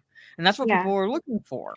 Well, not only that, that's why there are certain movies that are doing well, like Five Nights at Freddy's, you know. They even said, hey, we didn't really set out to make this movie, you know, just to do it. We did it for the fans. You know, like, it's a very niche movie. It's not going to appeal to a lot of people. We didn't make it for critics. We made it for the fans. And what happened? Fans fucking showed up for that movie. You know, they showed up. That movie was incredibly successful. Same thing with Sonic. Remember the Sonic Hedgehog movie came out? And the original trailer, the nasty abomination with like lips and teeth. It looked like half human, half hedgehog. Like the small eyes, which made it look with really the tiny creepy eyes. Yeah, it looked terrible. And the director was just like, you know what? We hear you, and we're gonna fucking fix this. And they did. And the movie got delayed. The movie got delayed, but they fixed it. And people showed up for it. Like, people were just like, hell yeah, dude. And not only that, but there were articles written, and I remember this. There were articles written how like giving fans what they want is a terrible thing. Yeah, I remember those articles. Do you remember those articles? When those articles came out, they're like, giving fans what they want is a terrible thing. Like, there were tons of articles written because the director came out and said, you know what, we heard you. You don't like the what we put out. You don't like the look and design of Sonic. That's not what you're expecting. Okay, we're going to fix it. The movie got delayed. And articles came out saying, like, you're giving into all of these toxic people online. And it's like, there's nobody toxic online. These are fans of Sonic who don't like the design of Sonic in a Sonic movie, right? Like, that's it. That's all it is. There's nobody being toxic. That's not toxicity. That's just fans. You know, fans of a brand, fans of a property, fans of a character who don't like the design of a character that they've grown up with, that they've played. That said something, that said, like, dude, this isn't Sonic. What is this? That's not. I wasn't even a big fan of Sonic. Like, I watched the cartoons when I was growing up, but I wasn't necessarily a big fan. And even I was like, that's the stuff of nightmares. When I saw the original design, it was like, it did not look like Sonic at all. And again, like, you know, that's what people were saying. It's all people were saying. They weren't like, I don't recall people threatening to burn his house down or anything like that. People were just going, what the fuck is this? This is not Sonic. Yeah. And he's like, and to his credit, the director was smart enough to realize, hey, if I don't fix this movie is going to bomb. Exactly. Yeah. People are going to go and see that. Like, that was a terrifying that was terrifying. I don't know if you guys remember what it looked like, but hold on. I remember what it looked like. I said, it's the stuff of nightmares. Let me pull it up. It was terrifying. Like I said, like, I'm not even a big fan. I wasn't even a big fan of Sonic, and even I was like, I'm not watching that. Like, I don't want that to be the last thing I watch before I close my eyes and go to sleep. That like.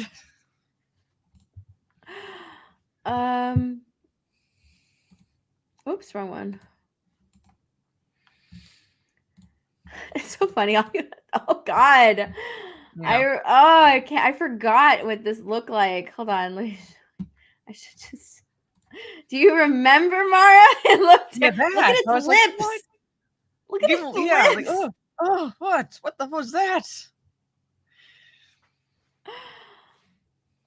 Oh my God. And they fixed it, you know? Yeah. And Trey, was it Trey? Someone said it. They used like I think Trey said it. Terrible precedent was used a lot. Yeah, it set a terrible That's precedent. a terrible precedent. It's a terrible precedent. You shouldn't indulge these fans. Don't indulge in their toxicity. It sets a terrible precedent. Like, oh my god, I totally remember those fucking articles. I totally remember. It's weird how racists only hate bad movies. Yeah, it's weird, huh? I know, it's incredibly weird. I wonder why. Incredibly fucking weird. Yeah, it pretty much is. it was bad. It was so bad. And I'm not sleeping tonight. There you go.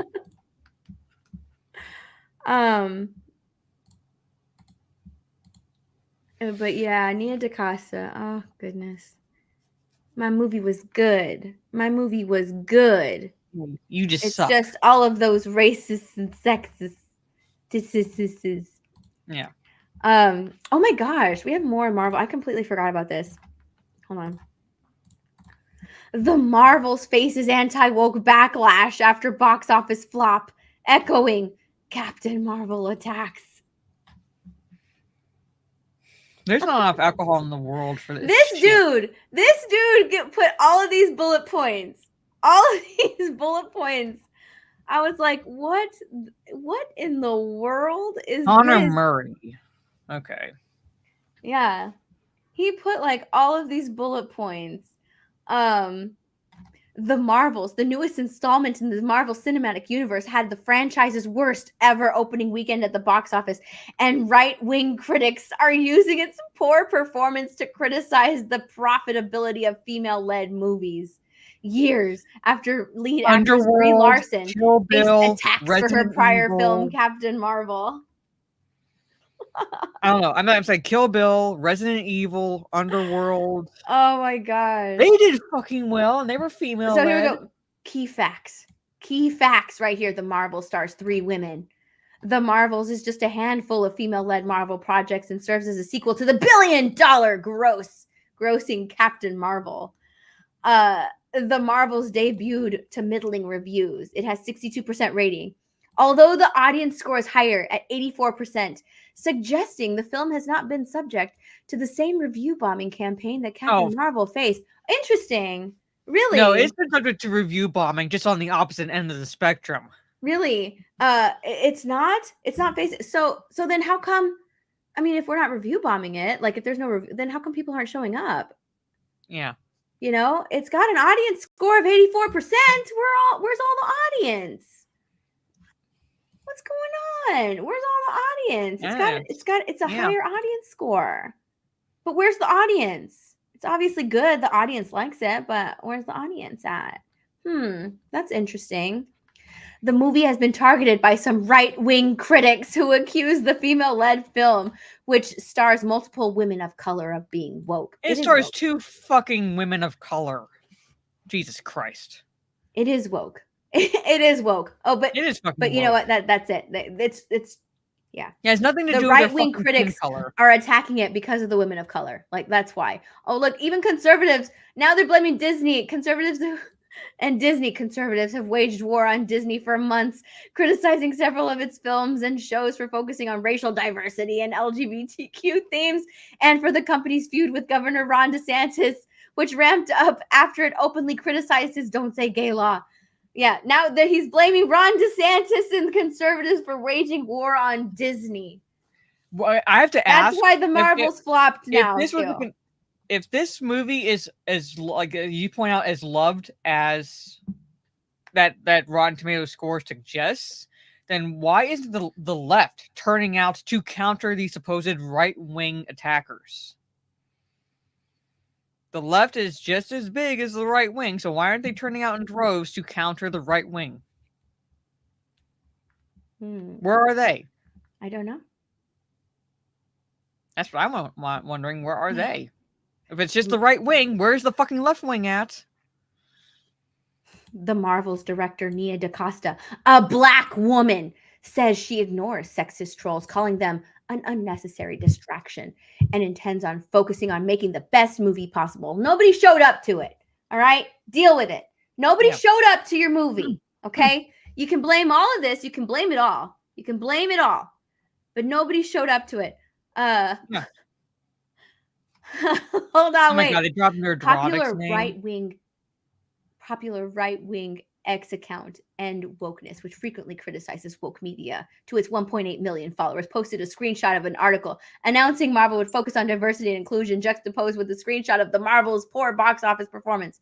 Every single time. Get woke, go broke. Right-wing pundit Tim Pool posted to his 1.8 million subscribers, YouTube personality Nerdrotic, who often lambasts woke films, to his nearly 900,000 subscribers, garnered 1 million views in under 24 hours on a video titled "The Marvels is Awful," in which he criticizes Disney's push for representation and refers to the Marvel Cinematic Universe as the MCU.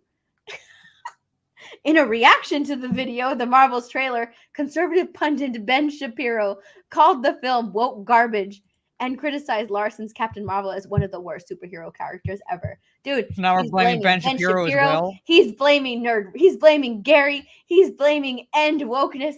He is blaming everybody. Everybody. He is blaming everybody under the sun, including Governor Ron DeSantis. He's blaming everybody, he's blaming everyone but the movie and Nia DaCosta and like everyone involved with it. It is everybody's fault. It is everybody else's fault that this movie is such a flop. Oh my god! I was reading this article and I was just like, "Are you fucking crazy?" It's not even not even an article. He just put bullet points this movie being. He just put terrible. Bullet points. That's all he did. You know? Like he didn't bother writing an actual article. He just put bullet points. Like, here's my point here. Here's my point here. Here's my point here. And then brought up the right-wing critics attacking the Marvels. Meanwhile, I pretty much lambasted it on when I talked about it. And where do I fit in? Am I right-wing? Because I'm biracial, so where do I fit in? Oh, Mara, you are right-wing. You have internalized misogyny. You hate yourself. Yeah, I know. Okay, you're just a pick-me. You're just a pick-me, all right? And some pick-me girl. Yeah. Obviously. Obviously. Oh my god, when I read this, oh my gosh. And I didn't even know about this article. I was watching Endymion. I was watching his video and I was just like, what is this article? I hadn't even seen this article. I was like, what the heck? Yeah, I hadn't even seen this article until he showed it in his video, which shout out. Go watch his latest video. It's really good. But yeah, oh my god, I thought it was so freaking fun. I was like, what is this? They're blaming Ben Shapiro. Yeah, they're blaming Ben Shapiro. But really, I think that they were expecting the Marvels to be huge because Captain Marvel made $1 billion, right? They're just attributing that to it being the first woman superhero of Marvel. And, people showed up to it because she's just so great. They finally got a female superhero-led movie, and that's why it made $1 billion. And they were banking on that. Being the reason that people showed up. Because, they're banking on that being the actual reason that people showed up to the movie. Not because I'm getting angry. Okay, when I get upset, I get the hiccups, okay? When I get upset, I get the hiccups. Hold on. Let me drink some water. Yes. That's like my little quirk, all right? When I get really upset or get heated, I get the hiccups. So that's how you can tell, chat, which you can't even get a word in without a hiccup in between. Oh my gosh. Yeah, that's my little quirk. When I get a little bit too heated, I end up getting the hiccups. But yeah, let's not Trey's just dead. Yeah, he's dead. This is what you were hearing. Like you're trying to get this point out.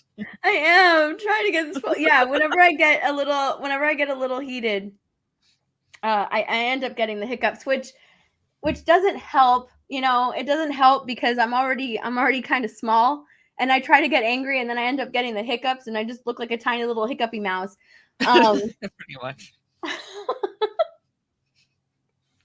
It's not threatening at all. It doesn't come across as threatening at all. But yeah, let's bank on this movie being $1 billion success because people are like, yes, finally a female superhero. Let's not really attribute it to the actual reason that it made $1 billion. was because they told people in Infinity War that you need to go and watch Captain Marvel because it's going to matter, because you need to know this story before you go into Endgame. Like, that's the real reason that it made $1 billion. They don't want to acknowledge that, right? They don't want that to be the reason that movie made $1 billion, because then everything would fall apart. Everything would fall apart for them. If they acknowledged that, and that was like the actual reason that movie made $1 billion, which it is. That is why that movie made $1 billion. You see it here. Now we have a movie with not just one, not just Captain Marvel, three Marvels in the movie, and it's going to lose a ton of fucking money. Yeah, it's going to lose a lot of money. Because it only made 110, 111 million worldwide, and there's a drop from the first weekend to the second weekend always when it comes to movies. So that's not, true. Rotten Tomatoes changed all their rules because of Captain Marvel. Like, holy fuck. It's not even going to break even at this point. It's not even going to break even. No, it's not going to break even at all. No, not at all. No, fat chance it breaks even. That would take a miracle for that movie to break even. But I saw this article. I was laughing when I saw it because I was just like, holy crap, that's crazy.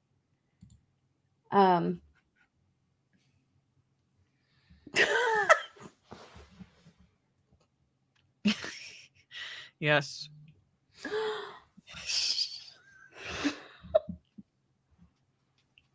Yeah, I get upset. I get all hiccupy. That's just how it goes.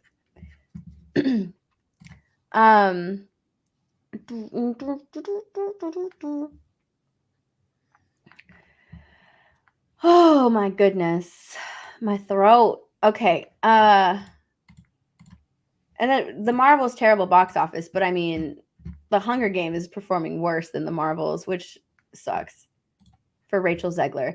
It is her third. She's box office poison. Okay. Rachel Zegler is box office poison. All right. She was in West Side Story. That didn't do well at all. That was a flop. She was in Shazam. Shazam 2. Again, another flop. The Hunger Games, a flop. And she's going to go into Snow White. What do you think that's going to do? So far, she has 3 flops under her belt. And now she's going to go into Snow White. Didn't Snow White get pushed back a year? It did. Yeah, it did. Because like fucking Rachel Zegler she won't shut up. She is so unlikable. It's literally a Brie Larson situation. Okay. Brie Larson's movie, The Marvels, should have been made a long time ago, but people didn't like Brie Larson. She had so much bad press surrounding her because she's such an unlikable person. Same thing with Rachel Zegler. They have to push it in hopes that people forget that this is just a bad person. Like, people forget that, oh yeah, she said all that shit before. Oh yeah, maybe she's not so likable. Like, I believe like Brie Larson had to go do some like image control, like damage control to her image. And that's when she did like her whole YouTube channel to try and become more likable and more relatable. She did her whole YouTube channel. Rachel Zegler's going to have to do something in that year that it's pushed back in order for her to revamp her image, which honestly, I don't see her doing. Maybe she will. I don't know. If she cares about her career, she might. But yeah, she has to revamp her whole image because right now she's boxed up with poison. She's incredibly unlikable. People don't like her. And that's why the movie's just pushed back. There's just so much bad press surrounding the Snow White movie and that it's just it got pushed. It got pushed. This is her whole face throughout the whole movie, by the way. Doesn't even look natural. That's her face. I know it's her face like in the movie, but like the poster itself does not look natural. Yeah, it's this face and then this face. That's it. Yeah. That angry face and then that. That's it. That's all. She is an awful actress. She's not very good. Rachel Zegler's The Hunger Games: Balance of Songbirds and Snakes only grossed $5.75 million in previews on Thursday night. Unfortunately, I was a part of that. Yeah, you were one of them. I was one of them. I did go and see it at the movie theater. I wanted the whole experience. Okay.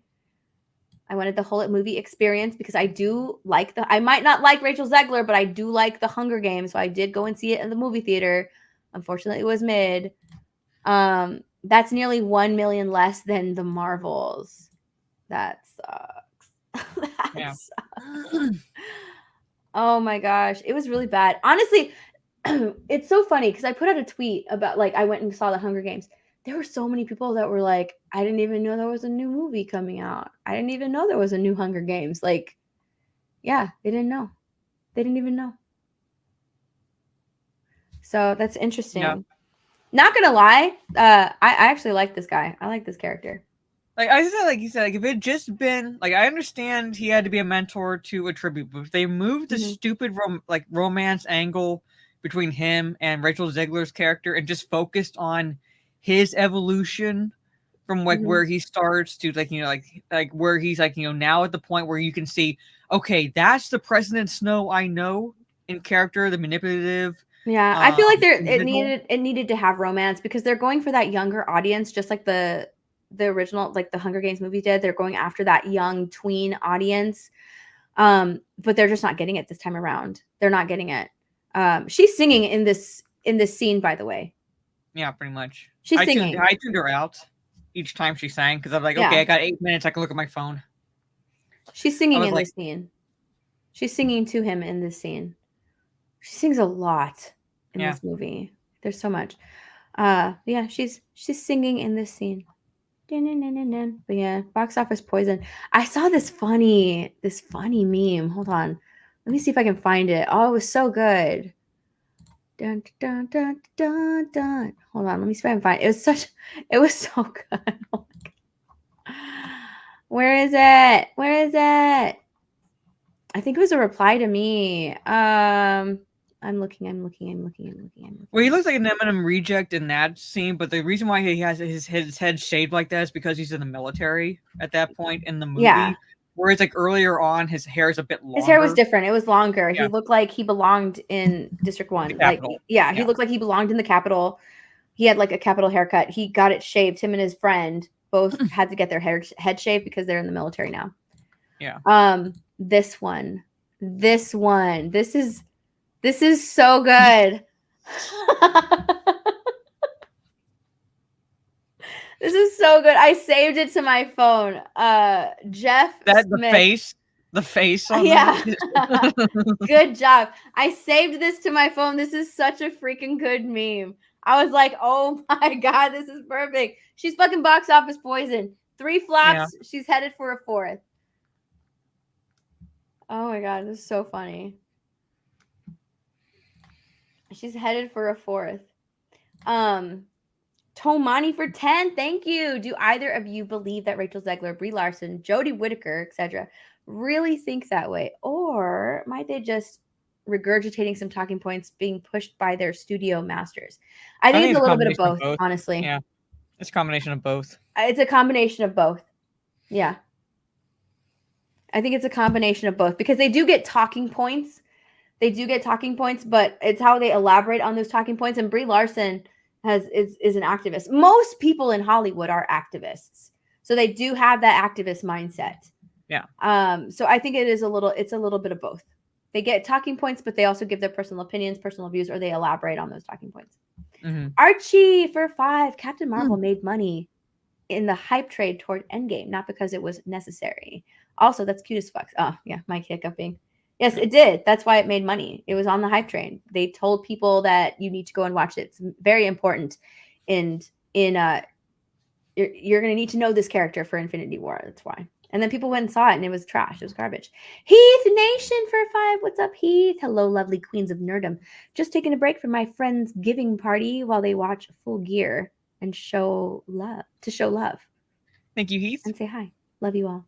Thank you, Heath. I hope you're having a good Friendsgiving. That's awesome. What are you doing for that? Are you going to be with your family on Thanksgiving? I hope you guys have a fantastic Thanksgiving, by the way. Hope you eat lots of turkey. Just fill your gut with food. Fill it up. I hope you all have a great Thanksgiving as well, because I can't believe it's like next Thursday. I know. So, yeah. This year is very quickly coming to a close. very quickly. Mara, you wanted to talk about this, right? Look at what we're getting. The Joker year 1 will flesh out the iconic Batman's villain's origin It'll story. make the Killing Joke canon. Huh? It'll make the Killing Joke canon. Will it? Yeah, because it takes place right after the events that we see. I guess. Yeah, like, I read that. origin. Yeah, the year 1 is a 3-issue story arc that will appear in the pages. The story will be written. Blah blah blah blah blah. Blah. Ah, where is it? I was It's like reading it a bit further down. It picks up immediately after the origin story chronicled the Killing Joke. Yeah. They learn what happened after the former Red Hood emerged from the vat of chemicals. Year 1 will trace the Joker's first year as a costume villain in Gotham City and how the legend surrounding the Clown Prince of Crime was born. I don't know how I feel about that, honestly. I don't think it's necessary because same. I don't think it's necessary. You have the best line in Killing Joke from the Joker where it's like, if I'm going to have a past, I prefer it to be multiple choice, meaning we can't not trust anything he says. Yes. Yeah. Why are there bras on screen?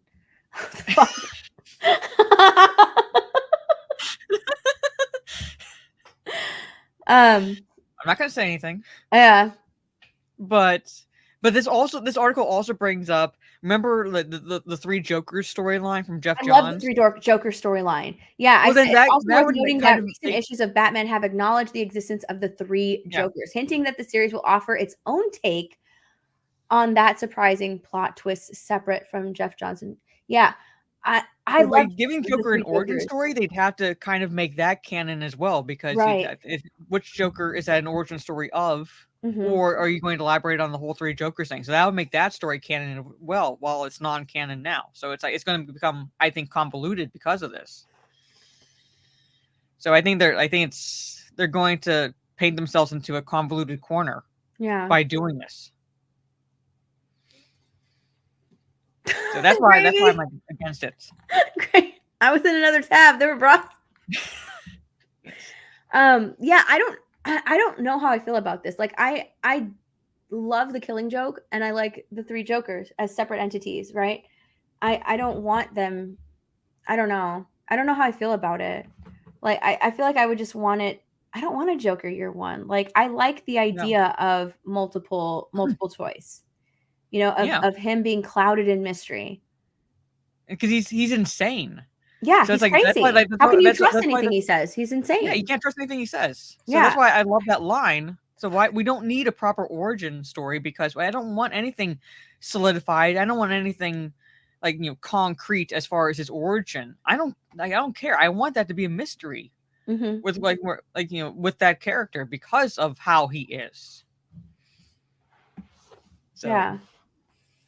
So, yeah, the Joker should be mysterious. Yes, absolutely. No origin should be given. Like that's what makes his character so intriguing, is that like you don't know exactly for sure 100% what his origins are. You know? I feel like that's what made also Heath Ledger's Joker like so intriguing. Like when they say like you don't know where he came from, all of his clothes are handmade, like we have no idea where this guy came from. Like that's what makes the character so intriguing, because you don't know. You know, Joaquin Phoenix's Joker at the end, it hints at like, is this everything was in his mind? Was this story? Did this story actually happen, or like it's perfect? Was it all in his mind? Absolutely no idea. It's just shrouded in mystery. But that's why I brought up The Dark Knight when I was talking about this article on my solo stream yesterday, because at this, like, you know, if I do have issues with how Nolan approached certain characters, but what I will give him credit for with the Joker character in Dark Knight is whenever Joker would say, "You want to know how I got these scars?" and he'd change the story every time. Yeah, it was a different story every time. It was just shrouded in mystery. He was insane.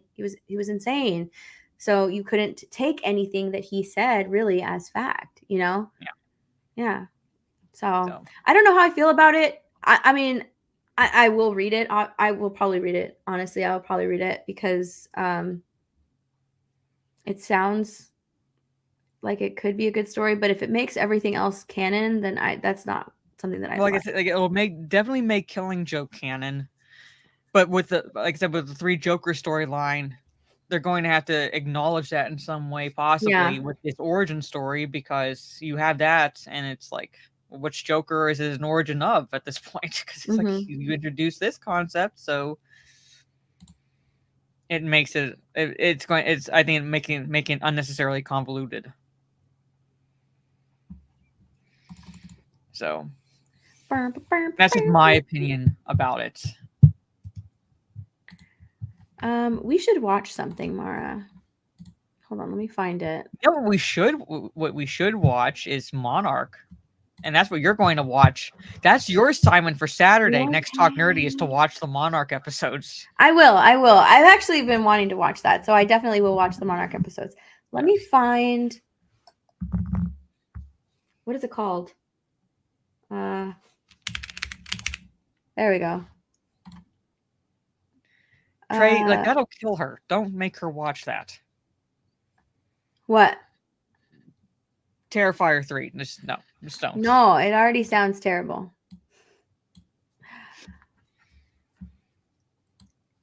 All right, we got to react to this, Mara. Hold on, let me see if I can take this off. There we go.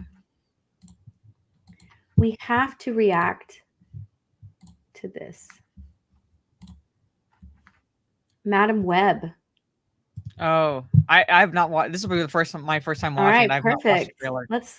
Let's see what we got here. Let's see what we got here. This is Madam Web. What do you want? Why do you care for me? All right, I wish trailers would stop this shit. What? That whole like little intro thing before the an intro trailer. to the trailer? Yeah. Yeah. Stop it. You know what I miss? I miss movie trailer voice guy. That's what I miss. In a world. In a world. world. I miss movie trailer voice guy. That's what I miss. Bring him back. I just you know what I miss? You know what I fucking miss? Just the studio logo. Like whenever like a trailer would happen, like when you happen, it'd be like, you know, the kind of like the all made for all audiences from this studio, pretty much, and then go into the trailer. Boom. Shit like that. Not this. And the music is crap. I'm sorry. The music is crap. Ugh. Anyway, go ahead. Madam Web. Madam Web. What do you want from me? I just like Maybe a little. Maybe a little. Oh, God. This movie looks terrible. I'm not interested in it. Sorry. No. I will make Mara watch it, though. We were going to go see it, and we're going to review it. I want to know what I did to you in a past life, like to incur this torture. Look, Mara. Okay, we are watching all of these movies because we're besties. Okay, and we're talking like this because that's how, you know, mindless stands talk. Okay, bestie, we're total besties, and we're going to watch these because we're besties. That's fine. Totes bestie. Okay, it's rubbing off on me. It is rubbing off on me. Literally. All right. Going and seeing all of these terrible, awful movies is just rubbing off on me. Okay. We're besties. Yes. We're besties. Obviously. Like, I will, and to prove it, chat, like besties, I fucking watched the Hunger Games movie because this woman comes into my DMs and goes, your ass is watching this movie. Dude, as soon as I was done with it, I was like he DMs me, your ass is watching this movie. If I had to watch it, if I had to put myself through it, so do you. You. Oh my gosh. All right. What do you want from me? That's my earworm now. I don't want that song stuck in my head. Oh my gosh. It's an earworm. I'm gonna be singing that all night. That's why it's an earworm. I'm gonna be watching it all night. What do you want from me? What do you want? What do you want? Why is "We Are With You" Taylor trend? What is that? Taylor Swift. Look at that, Mara. Look at what we could be a part of. Okay. If only you had watched the Eras tour. Okay. That's where Mara put her foot down. She wouldn't watch the Eras tour. I will not watch that. You could have been a part of this. Look at this fandom right here. We are with you, Taylor. We are with you, Taylor. We could have been a part of this. That is you would have known cult of celebrity worship that like is just unfathomable. I love you to the moon and to Saturn. Yeah, I'm like, we're with you, Taylor. Okay, all right. No offense. With you. Really? No offense, but you fucking Swifties are weird sometimes. I love you so much, Taylor. Know that I'll always be by your side regardless of anything. We will stay. We are with you, Taylor. We love you, Taylor. Me and you, Mara, we could have been a part of this. We could have been doing this. We would have known that this was trending. That's why I said like my soul hasn't completely died because I have enough of it left that I was able to put my foot down with this. I was like, I'm not. We are with you, Taylor. It breaks my heart knowing that she's there, blaming herself when she's been the kindest, most supportive, and understanding artist I've ever seen. I hope she knows we love her and we don't blame her at all. What are you talking about? See, if we went to go see the movie, okay, if we went and saw the air, we would know what they were talking about. I just want to smack them. We would know. We are with you, Taylor. True Swifties will stay. I have no idea what this is for. No clue. Look, there's Ed Sheeran. That's my boyfriend, everybody.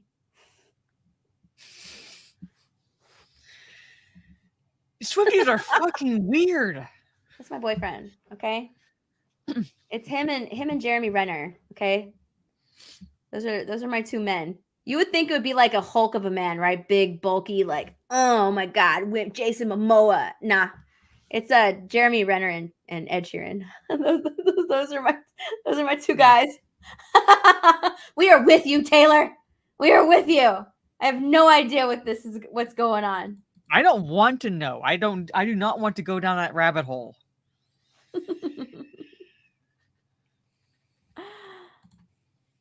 Oh my God. So no, I put my foot down there, chat. I was like, nope, not doing it. Loses IQ. Yes. It's okay. That's all right. I don't mind. Oh my gosh. I wouldn't say I missed out. Oh my God, I would say I dodged the bullet. Tonberry Master for $50. Thank you. Jesus, thank you so much. Gotta go to family. Thanks for the chat, ladies. Thank you. Thank you so much. Thank you. Thank you. Thank you. Thank you. I appreciate that. That, you know what? Just because. Let me give you some Joker. Hi. Just because of that. And give you some, actually, no, let me give you this one. Oh, come on, Gordon. Don't you want to rev up your Harley? Vroom, vroom. There you go. I'll give you a little bit of Harley. Yeah. Josie for 5. That Madam Web trailer looks like Final Destination 3. Even the main character looks like the main character from Final Destination 3. Compare them. Which one is third? Which was the third one? This one's the roller coaster at the beginning. Like that. Oh, yeah. Gotcha. Okay. Yeah, I the only one that I really remember was like Devon Sawa is the first one, but like the going on from there, I get them all mixed up. Okay, yeah, you're right. She does look like her. Yeah. Charlie for 2. Don't worry, Steph. I'm only a little parasocial.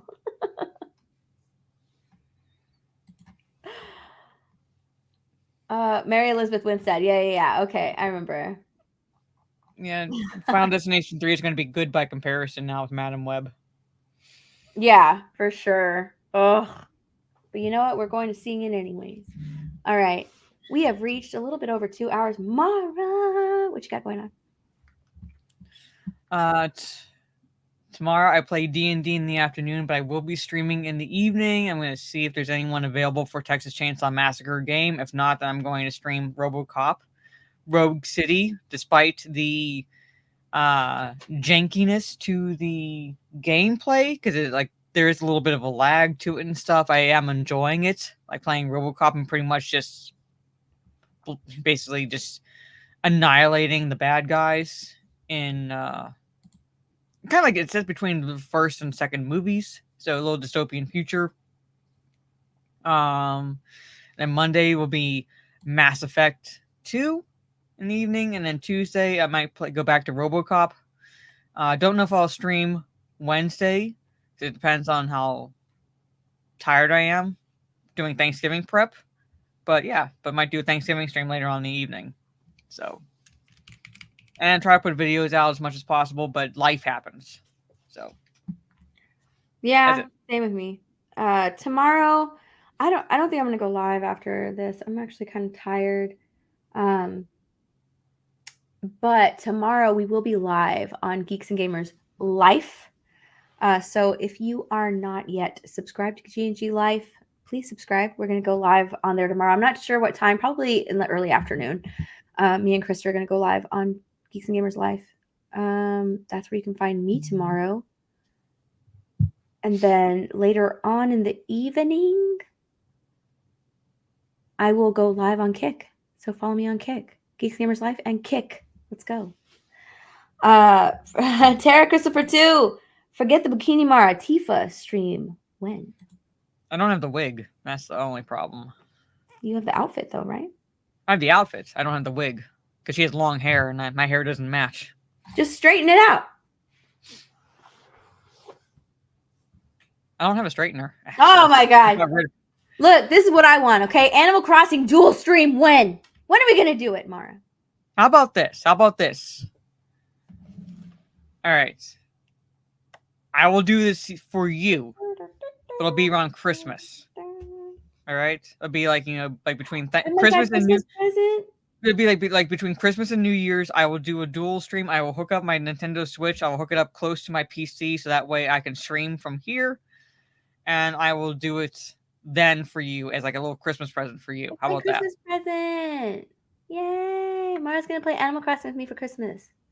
I love it. I have no idea where my character is. She's in a tent. That's where she is. Tent. I know like she's still in a tent. Because you gave me all this shit, and I'm like, oh, great. I can't put it anywhere. Well, I gave you a lot of stuff to like match me, right? And that was when I had my other island. So now I have no idea what I gave you because I started a new island. So now I have to find all the stuff that I gave you. I have no idea. I'm probably going to take some stuff back. Probably. I have to find it too. I need time to find it. So, Spirian with the $5 super sticker. Thank you, Spirian. What was the other thing? Oh, party animals. Mara, we got to play some party animals together. I don't have that. Is that like a Switch? It's on Steam. Steam? It's on Steam. Yeah, we got to play some party animals. That'd be so much fun. I love that game. All right. Well, thank you, chat. Thank you guys so much for hanging out with us. We really appreciate it. We really thank you so much for being here. And yeah, we'll talk to you guys later. Tomorrow, remember, Geeks and Gamers Life, and I'll be live on Kick. And Talk Nerdy will be on my channel next time. So yeah. All right, guys. Bye, everybody. Have a good evening. See you later.